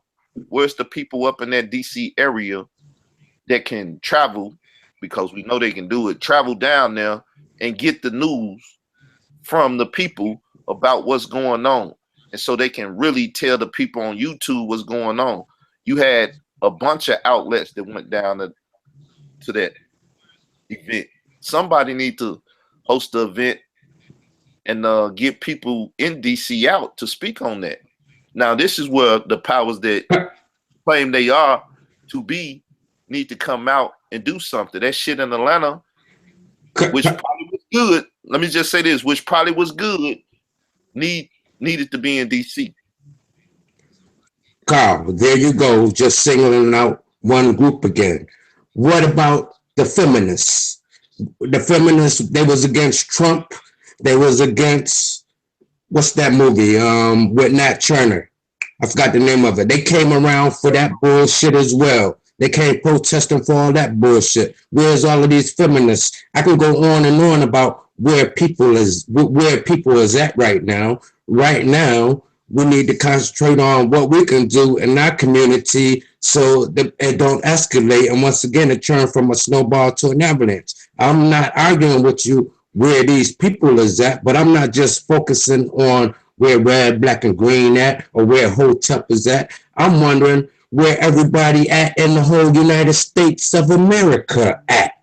Because this is a serious situation. If these was a bunch of crackers or a bunch of peckerwoods, they will have the Amber Alert, they'll have helicopters flying in the air. So don't just focus on who ain't doing what. It's everybody. It's everybody. You got to hold. In other words, Carl, you got to let me finish like I did with you. In other words, Carl, what I'm telling you, I mean, Israel doctrine, didn't mean to call you by your government. In other words, you got to hold everybody accountable. You can't just, because you don't like this group, hold them accountable. You got to throw everybody into that boat. And I can also say the same thing. Where is all the Christians at? Where is the preacher at? Where is all of them people at that ain't marching on down there looking for them girls? Why the preacher and all them churchgoers ain't going around knocking on doors? I'm not here to be picking on those certain groups. I'm trying to figure out a way to resolve it. But I want to do. Hold up, Carl, real quick. Okay, brother, let me explain this to you real quick. Then I'm gonna let Carl have the flow back, right? Thank you for having me on your show, Digital Pit Boss. You're welcome. And as much as we cussed each other on out, I know you was dying to know who I am, huh? It ain't really me. It's just that we know that, you know, there's a certain element of the Hotep Hustle community that don't like to reveal themselves. But you know, I got 100 videos with my face showing, so you know, I'm good showing my logo. They know who I am. But here's the deal. Why wasn't you talking about this 3 weeks ago? Talking about what? These missing girls and people. I never went on no panel that gave me an opportunity to do it. They was talking about other things, and this didn't just happen 3 weeks ago. I don't believe. I just found out about it because the media was hiding about it. Okay. When I find something about it, then I speak on it. Okay, so I haven't. Usually, I've been on Facebook a lot. I've been working a lot, so I haven't been on Facebook as much as I want to. Usually, I catch what don't come on news on Facebook. I haven't been on there as often as I usually be. So I found out kind of late. So once I found out about it, then I started speaking up on it. I hope you ain't mad at my delay because I have a job. No, okay. So not to put it on you, why wasn't anybody talking about it a month ago? There was no conscious community channels talking about it. Why wasn't any this didn't go in effect a month ago? I don't believe. I don't know what exact date this happened. I don't think this happened over a month ago. This just happened recently. Digital. Okay, let me explain something then too, because I've been around for a minute. It might have been. It might have been. I don't know. I'm telling you when I found on out. I just found on out recently. Yeah, you found out when all the other conscious community channels found out, when they start playing it on the news. So here's the point, right? This type of shit has always been going on. There's somebody that got kidnapped today that is not being reported. So we ain't gonna talk about it because it's not being reported that we would be conscious of the information. So what I'm trying to tell you is these major news networks have specific times and periods when they release a particular information because Black folks react to things overtly and never covertly, and there is no need for us to react to what white people want to put on the news. They do that. Hold on. So they do that so people who promote overt action will activate. There are sleeper cells waiting for the news to come on. That's why Pit Boss ain't talking about that shit, because that shit is the shit they want you to be focused on. While the fact that y'all running around talking about these Black girls, that ain't no new shit, or these Black boys, that ain't no new shit. Here's the point. If that was important, hold on a minute, brother. I'm gonna give you the floor. If that was important to a conscious community group or a Black people nationwide, it would stay in their conversation. But it's not, and it's only gonna last a few more weeks, and that shit's going away. Now I got videos on my shit, live reporting with the camera on many events. And that shit don't make the conscious community unless that shit hit CNN and NBC. So I don't move off Black folks coming over here to tell me about what the hell CNN and Fox News is reporting. If they got some information that Fox News and CNN ain't reporting, I'm interested. But if they only talking about what's on these white folks' news, I'm not interested in that shit because that's pre-programming. And these Black folks, soon as Fox and them through talking about it, they through talking about it because that's the fake Black power in them. That's what it is. So when I hear all these people want to diagnose all this shit, they fake as shit. That's because they just following the programming. They've been doing that to us since OJ, when they started attacking all the stars and before that. So the point is, if y'all gonna keep it real, you're gonna get a dialogue that's covert, and the shit ain't gonna be talked about but amongst Black people. Back in the days, they used to be like, it's a Black thing you wouldn't understand, and white folks was like, what that mean? That's back when we had a little bit of covert action. But go ahead, brother, the floor is yours. Pit Boss, once again, what I didn't bring this on up, you let it ride right on over your head. Why I brought this on up wasn't because it wasn't going on for years. I told you I brought this on up because of one important thing. I come on up with a solution. Do you hear me, Negro? A solution to the damn problem to try and prevent this motherfucking bullshit of people getting missing from motherfucking organs and goddamn melanin or sex trafficking by G-checking these motherfuckers. I don't care what color they are. If they look suspicious in your neighborhood, you kick them on out and tell them to bounce.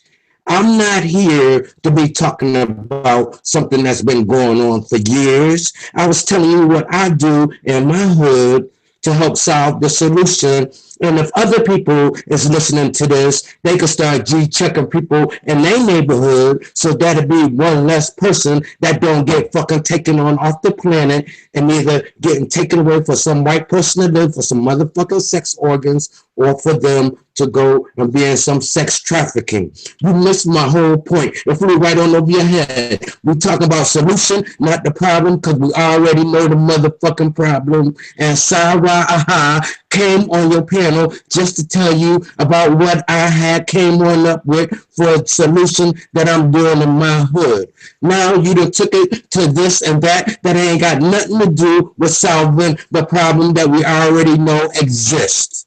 Okay, no shit, Pit Boss. I wasn't just born yesterday. Everybody already know this shit. Everybody knows that they've been shooting us, but the cops been shooting us for years. Everybody know they've been taking us for years. Just because I thought of a way for them to try and save the children because they are future, don't bring it to left field somewhere. You tell the people, hey, the brother making some sense. Maybe we should check in our neighborhood. Let's focus on that. Okay, so what neighborhood? You don't have to give the exact location, but I'm in Connecticut. You're in Connecticut. Okay, so your answer to a 15-year-old black dude is if he see a weird white guy that no, not no 15-year-old kid, because adults. They taking kids too. I'm talking about adults like me and you, people who got some fire. Okay, so your solution is all the adults is protecting the kids. You talking about kids? Come on, Pit Boss, don't try and play no games now. You know what I'm talking about. I'm asking questions. You up here trying to play motherfucking games talking about age. Come on now. As much as you come hamming in the Hotep community, you know exactly what the hell I'm talking about. You just trying to put on a motherfucking show about a fucking serious situation. You need to stop that bullshit and say that that's a good idea I came up with and stop trying to distract what the message is all about. Just because... Sean, you need to take that shit out of here. That shit out of the house. This don't go in this house. I don't know who you talking to. I don't know who you talking to, but that don't go on in this house. Ooh. Mom, I was on the phone with an important phone call. That ain't no important phone call. If you hold a conversation like that, it doesn't make an important phone call. Who wastes their time talking to somebody like that? Uh-oh. What's their time doing that?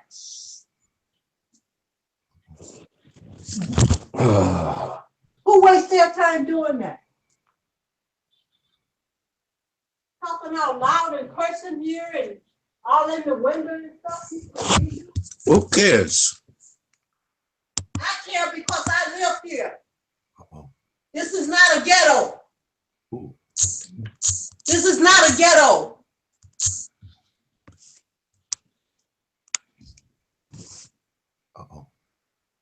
If you got to live like that, you can't live here with that. You don't hold those kind of conversations in my house. I don't know what you was talking about,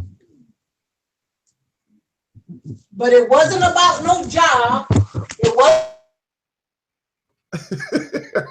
Hey, Sarah Aha, before you tell a white boy he got to go, you better make sure you got your name on your mama's bill so you can stay where you at, homie.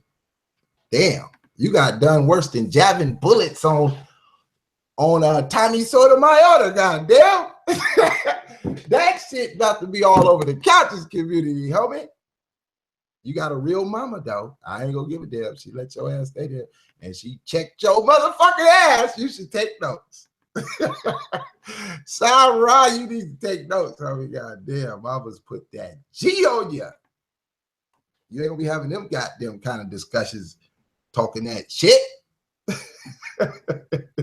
It's all good, man. It's all good, man. Out there in Connecticut with an OG mama. Came on there. Boy, you better shut your old ass up. Boy, was that about a job? Look, Sarah, I got a program for you. And boy, you can get out your situation.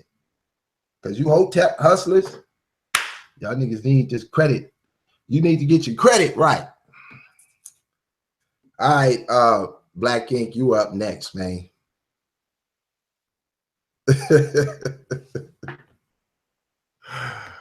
Black Ink, you still with us, man? Oh, snap. I don't think Sarah coming back. Sarah, aha, peace. I guess Black Ink ain't coming back just right away. Well, look at D. D, come on the show, D, because you know we're gonna do our own show. Let me drop the link for you. You don't have to show your face, D. Just, you know, throw your logo up or something and just give us a little something. Hey, I'm reminded, love. Hey, yeah. Bit. Go ahead, bro. Bit. Go ahead, brother. We can hear you. Hey, man. Am I dreaming right now, or was that real? Hollywood, look, bro. Hollywood could not write a better script than that. And that shit took place live and in color. I love the brother, man. I love the brother, his vigor, where he was coming from, and the truth he was spitting. But then, whatever happened, bro. Oh my goodness. Good. Woo! Go ahead, brother. We can hear you. Hey, man. Am I dreaming right now, or was that real? Hey, your YouTube. Hollywood could not write a better script than that. So we do, Kim. And then I love the brother. Your YouTube still playing.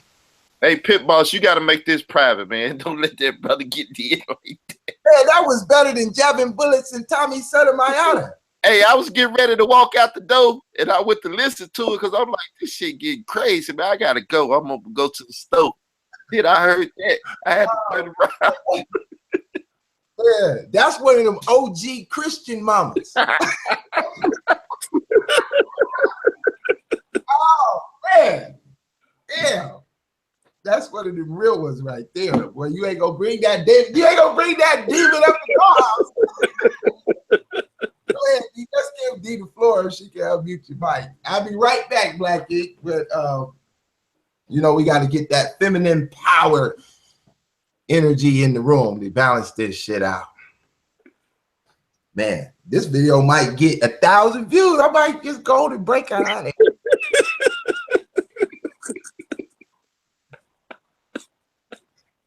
Sarah career is over. They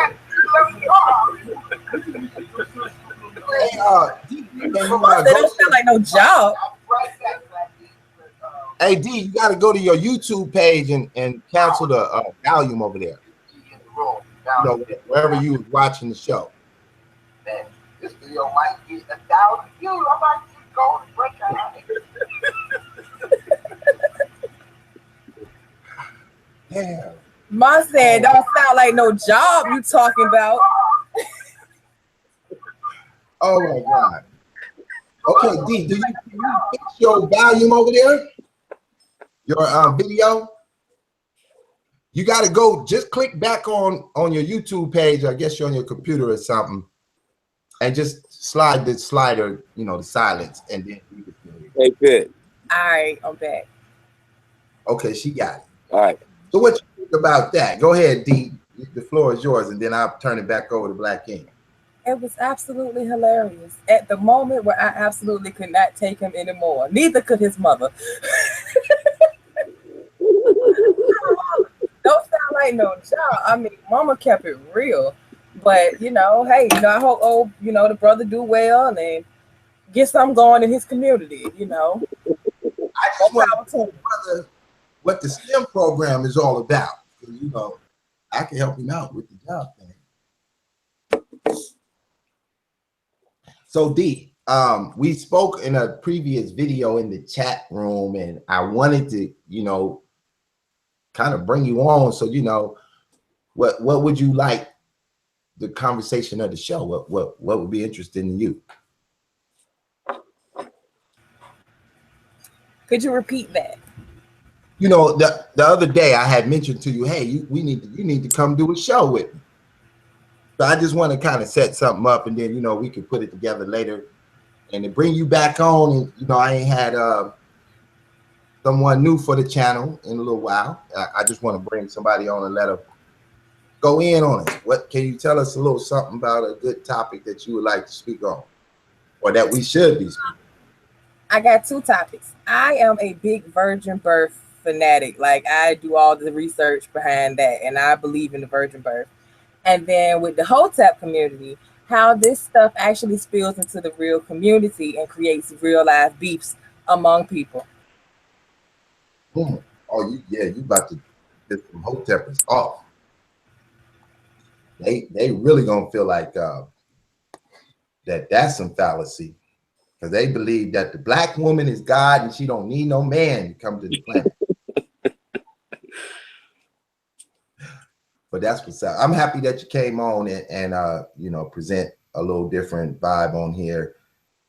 Maybe Sarah mom got to go to the store or something. He come back. Let me stand up. My mama walk out. Hey, peace, sister. How you doing? Oh, Carl. What up? What up? You see my show at 7 o'clock, right? Oh yeah. Yeah. All right. Well, for those that don't know, I got a show scheduled for 7 o'clock. You know, I'm gonna go on Broken Cycles of Successful Weeks versus Lunar Sabbath. It's an Israelite thing. So if you're an Israelite, you might not want to pop over there. But if you want to hear something about what goes on, you know, on the Israelite grapevine, then you know, y'all can pop in. But I gotta go to the store, man. Damn, I almost missed that moment. I would have been hearing about it and did get to hear it live. That was a clip and a half right there. That's gonna be. Hey, Sarah, you just gotta hit the power button next time, man. Gotta mute. Mute that. But all right, man, I'm gonna go. I'll holler at y'all. All right, Black Ink, man. D, you welcome to stay on the panel. Go ahead, bro. Take it away. Hey, man, that you know, it's funny how we talk things up, right? Now, I just woke up and saw the text where you said, "Oh, I'm going live." It's about 2 hours later when I finally hit the link. I was like, "Fuck it, I'll hit the link. Let me show what's going on when I hit the link." Nobody want to hit the link, okay? So I'm just chilling on a thankful Sunday. Shout out, peaceful vibes. You know, we going in little comedy section, whatever. But we talking real talk, and then here comes the brother man, very aggressive. I didn't want to say nothing. I was kind of shook, like Mob Deep. You feel me? Hey, she sound like a Christian to me though. So I fell back. No, not Mom's. I don't want to even bring her into it. She brought herself into it. He asked us, hey man, he asked us, did we go to church today and pay our tithes? I'm like, ooh, okay. Let's see where this goes. And it went there. It went all the way there. And then his mother had to check. I don't even know if it was Mom's. Could have been Grandma. Checked him. See, the only reason hey, you play chess, don't you? I'm a chess player sometimes. The woman came and checked the so-called king. Oh, check. Oh, it's a check. It was a check. Oh, bro, it was not even a check. Yeah, that wasn't even a check. That was a mate. That was a mate. No, that was a G check. About that. The only reason I say his mama was a Christian, because I don't give a shit what the Hotep community say. They was raised by Christian mamas. That's real talk. That's real talk. I'm telling you. Yeah. Your Christian mama kept your ass in line. That's why you went to the Hotepers, because you didn't want to listen to your mama. Wow. Real walkie right there. Well, you know, that one right there is gonna go down in the Pit Boss annals and chronicles of Hotepisms. Yeah, I'm gonna have to start. That one be 1,000-year-old prophecy of, well, it speaks for itself. Yeah, I might have to go edit all my videos and put Pit Boss highlights. Man, 30-second videos. That right there, bro. That was colder than the Sinetter effect. That little snippet, right there. Real talk, bro.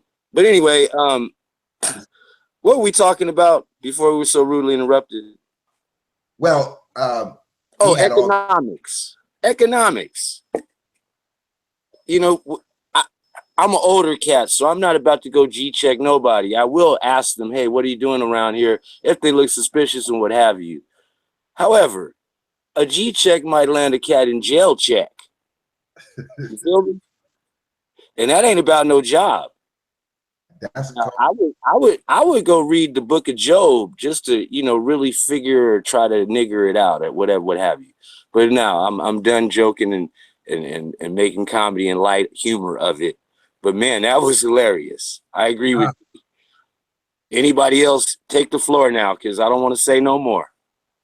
Well, I'm gonna put a big giant commercial right at that spot. Y'all got to pay me to hear that. No, it's all good. It's all good. Man, D, go ahead. The floor is yours. You talk about whatever you like. Let them know if you want, you know, if you want them to support the channel or something you got going, or just want to give us a little info. Okay, well, I have an online library that I'm trying to set up, and basically, right now I got over 200 files of like scriptures and PDFs with restored names, old Bibles. I'm just trying to get all the basically the Israelite information that we can gather through books and PDFs all together and have it in one spot for all of us to be able to go and download and just it be readily available for us. So right now I have a Facebook group, and it's called Yahuwah's Armor, and that is YAHUWAHARMOR, and that's on Facebook, and that's a private group, but you know, just send me a request and I'll add you to it. I also will you can shoot me an email to the same address, yahuwahsarmor@gmail.com, and I will shoot you the Google Drive link so you can download all the books. And I got over 2,500 different files and PDFs, and it's just pretty good comprehensive things of everything for Hebrew Israelites. Okay, excuse me, sis. D. Excuse me. Yes. Did you spell that out again? I just had to grab my pen and pad and write this down. How you spell it? Yeah, go ahead. Yes. YAHUWAHARMOR. Yahuwah's Armor. Hey, can you hit me with a link to that drive and stuff? You know how to get in touch with me, sis. I certainly can. I'll send it to you on Facebook. All right. Now, D, one of the things you can do once this video upload, come back and go in the comment section and post your email or whatever, right? Because when people come back, you know, they can see it immediately and, you know, write something for them. And then also, I'm gonna email you, because have you seen me show my website yet? Yes, it's the dpbstudio.com. Right. So when I holler at you, I'm gonna give you some technical game that how to present your information. You know what I'm saying? Because I guess it's time to kind of collect this little profile that you have, right? Hello? Thank you. Thank you. Yeah. So if you know, whenever you want, you got time to chop that up, all you got to do is email me, or I'll email you if you know, or contact you, whatever, however we need to do it. And then once we speak, I'll show you how to technically present your information for the crowd that you're trying to, you know, get the information to. Because that's one of the problems with the way this consciousness, and, you know, I guess we could still throw Christians, Hebrew Israelites, Hoteps, everybody into that basket, or we just say black people with different positions. There's a better way that we could, you know, share this information. You know what I'm saying? And the networking is good, like the Facebook page and all of that is good, but then there's another level. And, you know, I'll just speak to you a little bit after the show or whenever you got time. But I like, yeah, so I want to bring you back so you could do your Israelite thing, right? Because for me, my definition of a Christian is the same definition for Israelite. I mean, we don't have to, you know, you could have a different perspective. But when I say I'm a Christian, I'm also saying I'm an Israelite. I don't make a difference in that. You know, I know other people teach it different, but if I break it down to you with the Bible, I'm gonna show you why I said it that way. Because I believe, you know, I ain't gonna get into the disagreement. I'm happy that you bringing something to the table, because, you know, it's a lot of stuff out there, and ain't nobody really giving us nothing. So, you know, hopefully we can push that. I think Sabra might make this video go so big that everybody gonna know about you. Hey man, this ain't no ghetto. And if it ain't about no job, we ain't having that conversation. You heard me? She put it down. Classic. We're gonna let him live a little bit. We're gonna let him live a bit. So, what's up with all the Israelites in the building? All my Hotepers in the building. I ain't seen no. Well, yeah, we got some Hotepers, we got some Israelites, and we got some just old-fashioned black people. And I mean, we got to do better, man. Y'all see how this is going, where we headed, and you know, we're being narrated as the brothers' interest on several platforms is about the missing children. And the point of that is, we could go back in the history books and the archives of newspapers and pick any month last year, and there's going to be a report of somebody missing somewhere, because that's nothing new. But for us to get sidetracked every time the news wants to come out and tell a story, and then we make that our talking point, that's called misdirection. There is something going on while we're talking about that. Well, let me say this. We've been missing ever since they swept us up off the shores and interiors of Africa, and been homeless ever since. It's nothing new for hundreds of years. Like, there's other ways to wade through this. I'm gonna stop right there. I mean, that's real. But the point is, they could come out tomorrow and start talking about black men beating up their wives and make, you know, 10 different incidents until that's the talking point tomorrow. Mm-hmm. It's probably happening today, sadly, right?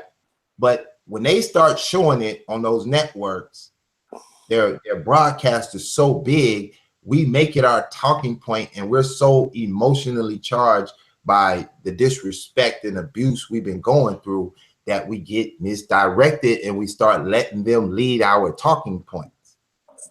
You see what I'm saying? The only way out is to be empowering yourself in your environment. Once you're in power of your environment, it's difficult to come in and break it up and make us move the way they want us to move.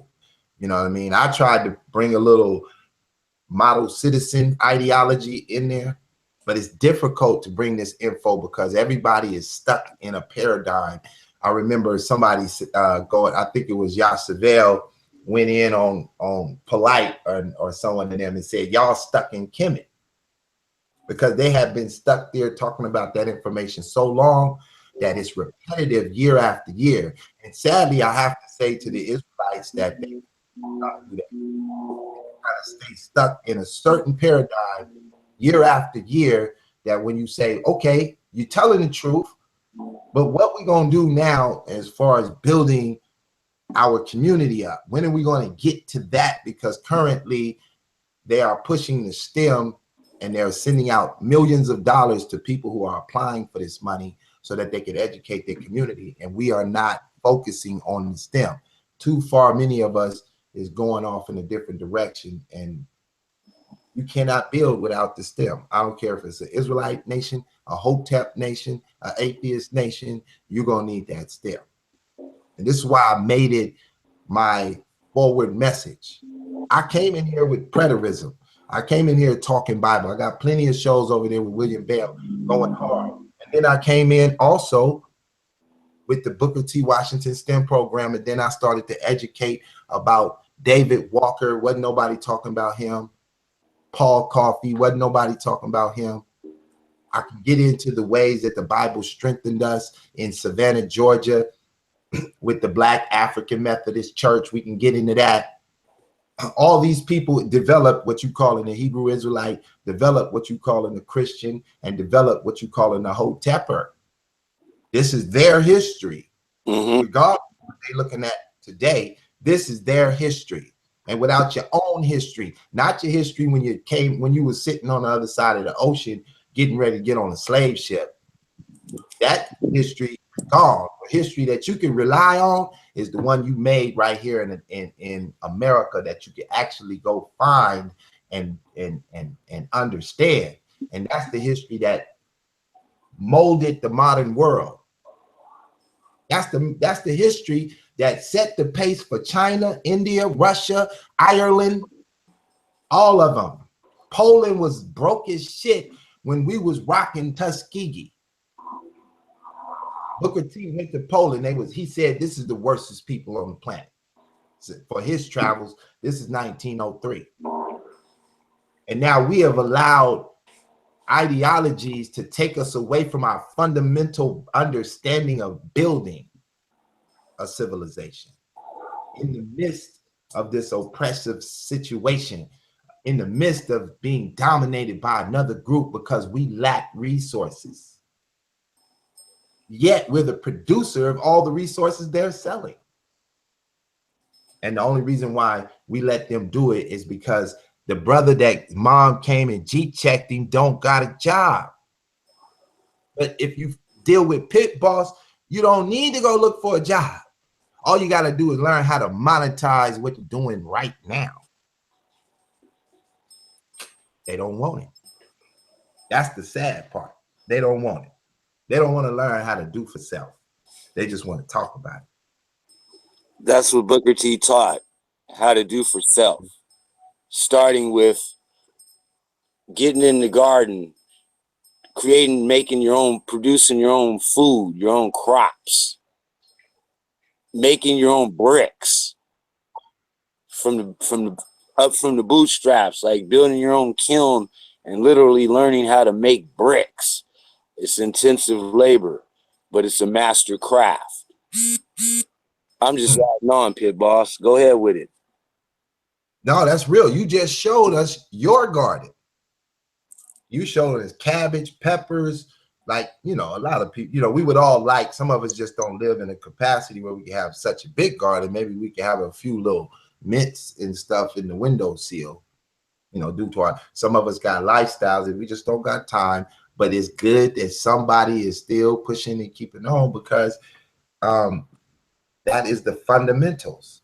And if we do not look at our history here in America, the one that fabricated the modern world, well, shit, every time you turn on the light, you're never going to appreciate, and I'm just giving a general name that they call us today, the African American, because you're not aware we created the filament in the light bulb. Right. And then you're aware of that. Every time you jump in a foreign car, that shit ain't foreign to you because you created the Patterson. And there'll be no foreign car without that one. So we was riding around in cars when everybody else was in horse and buggy. And unless you could actually appreciate that, then you would start to build the confidence to build these individual nations that you guys want to build. Some of you want to build a Moorish nation. Some of you want to build a Hebrew Israelite nation. And some of you want to build a Kemetic nation. But the fundamentals of all of those nations is the goddamn stem. And the only one to do that magnificently was Booker T. Washington. So if y'all not willing to introduce this information into your consciousness, then your consciousness is falsified and calcified and magnified to be a goddamn Hang on. Let me interject here real quick. So out of the institution of Tuskegee, founded by Booker T, came a brother named George Washington Carver, who still today is like the most innovative person to have taken the use of the soybean, the peanut, and the yam, to where they're still discovering new ways of creating textiles and all sorts of fibers from these three different plants. And I'm like, I went on one of them internet channels that talked about science and technology, and they had a special on him where they had these old Southern white people talking about that man made me a millionaire, literally and figuratively. Then you had the Tuskegee Airmen, the brothers that flew airplanes after World War I and helped to defend Ethiopia before World War II. They came out of that institution founded by Booker T. Washington. Straight like that. So real quick question, D, with some of this information that you have with the Israelites, right? Do you understand around 1881 that there were rabbis who came to some of the freed slaves to explain to them that they were Hebrew Israelites? You have some of that history. Not much. You're talking about the guy, William, I want to say Crowley or something like that. You're talking about William somebody, and I think he started a church in Suffolk, Virginia. That could be it. I haven't looked at the information in a while, but it was part of my paradigm when I was doing my Pan-African information. So I'll be happy to send it to you and give you all the links so you can add it to what the other stuff that you have and verify it and see if it's verifiable. But the thing about it is the consciousness of that after being broken from slavery and forgetting those that follow Nephi, for those that follow Yoruba, for those that were Hebrew Israelites, or whatever they claimed that their ancestors came from, there was awakenings to the information that built us out of slavery. And then the Hebrew Israelite information was also one added to our understanding. And then from that, the development of what exists today came into existence here in America. And so just by really detailing that is to be honest with history as far as how that is relevant to us. I'm not denying it or saying it's true or untrue. I'm just saying that was the purpose of me going back and trying to understand what information was effective and what was not. And when I analyzed all the information, I found nothing that put fear in the white man other than a black man who has the ability to do for self.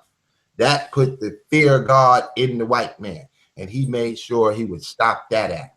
And so when I look at where could the Israelites, those who had adhered to that information, where could you go if the leaders of your information are not establishing a government in the aspect of how we do politics in the world and making sure that what they're creating and the enhancing of what they're creating, they are ultimately going to free themselves from the confines of this oppressive system at some particular time.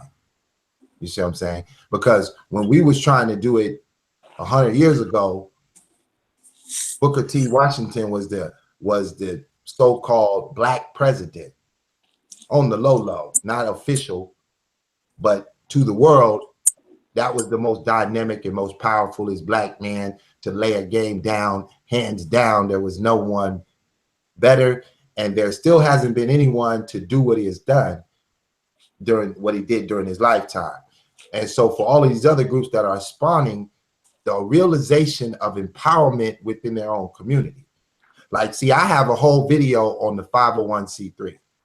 So when I think about ISUPK and what I've heard from them coming out of Tazariak, General Yohana, whoever, I've covered all the Israelites and banged with them, the best of them. And when you try to point out to them that they are falling in the trap that the Christian community, the Creflo Dollars and the TD Jakes, that if you set your empire up under a 501c3, you're going to be controlled by the government. And as soon as you try to move out of that control, they will come and make you pay back everything they ever gave you. And if you don't, they'll shut you down and put boards on your shit.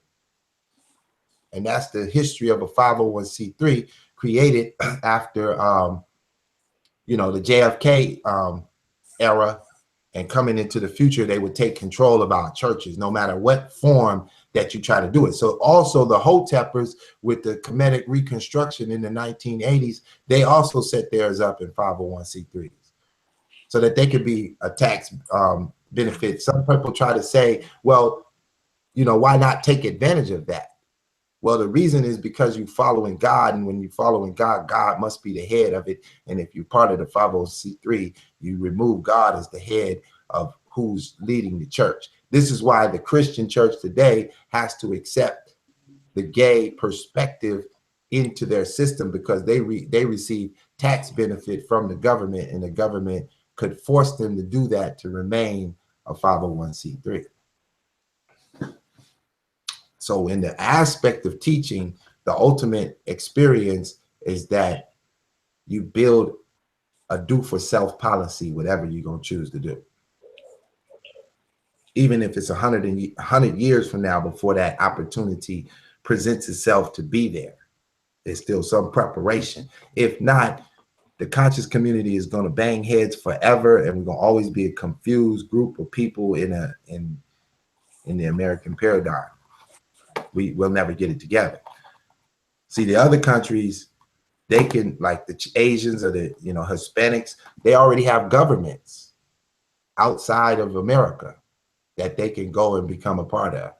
A Mexican can become a part of the Mexican government, and the Asian can become part of that. We can't go to Africa and become part of one of those nations, because those nations are controlled by America already. We would have to totally separate as far as governmental structure, and then assimilate to a United Nations policy, and then do world business. I know it's a little deep off the subject, but I'm gonna hit you with some info. Hopefully it add up. But one of my brothers, he's a Hebrew. His name is Adiah. He might come on. I don't know if he feel like talking, but he asked about you. Me and him always speak Bible in that context, so he must be interested in your information. I think there's a lot of people interested to connect with you. Hey, the brother Sarah Aha is back. Hey, Sarah, your mama a Christian? Gotta find out. He might tell us. How do you feel, D, about that?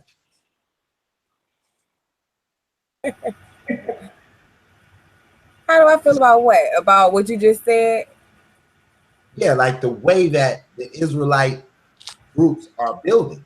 You know what I mean? Like, you're going to provide a tremendous amount of history that they can better their knowledge.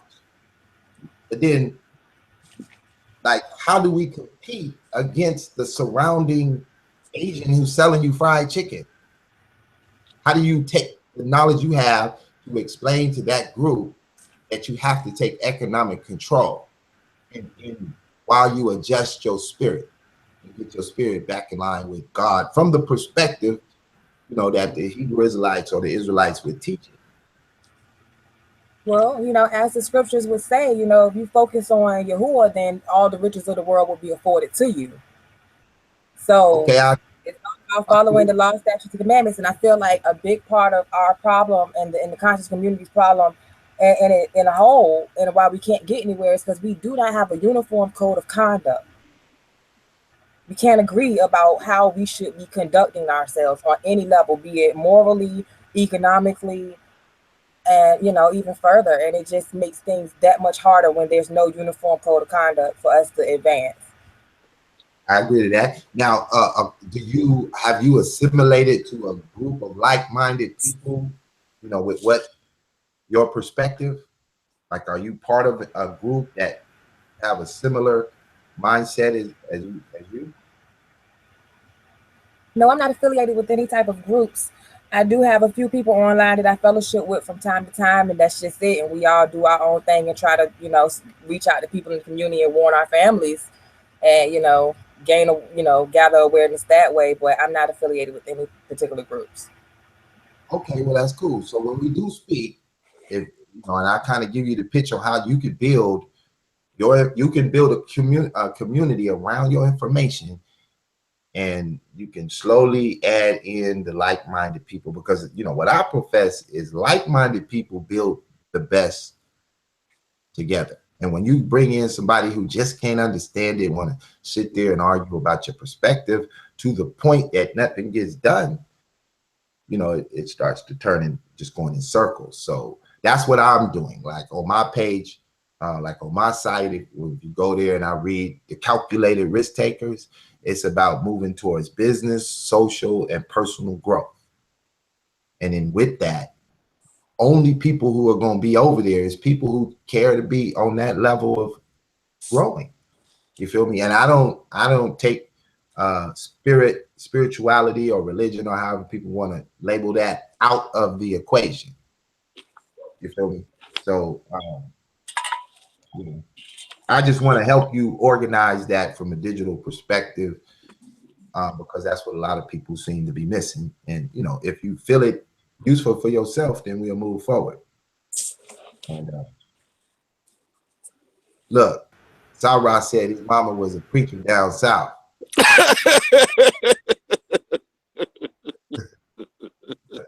You better go listen to your mama.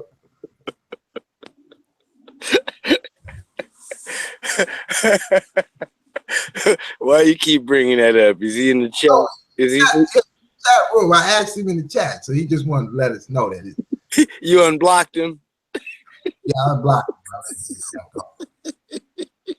No, I mean the main thing is just I don't care what they say. I just want them to identify. You know, quit hiding behind these troll pages and these logos. Once we got to know who you are, go batshit crazy. But you know, I'm tired of it. Yeah. Oh man, oh brother. You know, we drew it up in the conversation talking about reality television. That was it. Well, I mean, I've been on for a couple hours, and you know, I don't get enough views for AdSense to add up. No, I was playing. I appreciate y'all for coming on, and like I said, my email is 99lightyears@gmail.com. You can find all the email information inside my description box. If any of you want to start, somebody like yourself, D, I have a thing in there. It's called bluehost.com. You can find the link in there. Just hit that link and go establish you a domain. If you use that particular link, I have plugins that I can really help you. So just go inside the video, hit the domain hosting, and I think it's like $5 or something, and get the hosting domain, and then boom, you have begun your way to an address online. We get it popped in. And in the meantime, go to dpbstudio.com to get the free digital books. It's on marketing, it's on credit building, it's on all kinds of subject matters. It's going to cost you $20 to subscribe into it. The opportunity to download all that information, and then after you do that, we're going to move forward and keep that building. I'm trying to educate you on this STEM program. That's what I've been pushing. And this is just the execution of the knowledge. We call that Black, BLAK. Better learning is applied knowledge. If you don't apply it, why you even know about it? But it's all good. I appreciate D for coming on, Black Ink for coming on, Sarah for taking the heat. Israel Doctor. Israel Doctor for associating me to itself so that the whole Hotep community can hate me for 1,000 years. And we're gonna get it in. Anybody else want to say, are you about to go live right now, Israel? 7 o'clock. Oh, you talking 7 o'clock Arkansas time, huh? Okay, so Israel going live in about 22 minutes over there at Israel Doctrine Reloaded. If y'all want to. That's Park in Arkansas time. That's Park in Arkansas. Y'all talking to a potential mayor. You know what I'm saying? So y'all go over there and get with that. If y'all want to get with Black Ink, go to chronic.com. Can you spell that out for me? Black Ink, because that's got a different spelling. KRONICK.com. That's right. And y'all just heard from D, and she got a whole lot of info for you. And you know, she gave you your information for her Facebook and her email. Y'all please support each other, do what you do, make it happen. This is your boy Digital Pit Boss. I drop y'all and leave y'all with the spirituality of this right here. Be impeccable with your words. Never make assumptions. Always do your best, and don't you ever take it personal. Because if you take it personal, your mama just might walk in the room and school you to the game. This is Digital Pit Boss. And I'm out.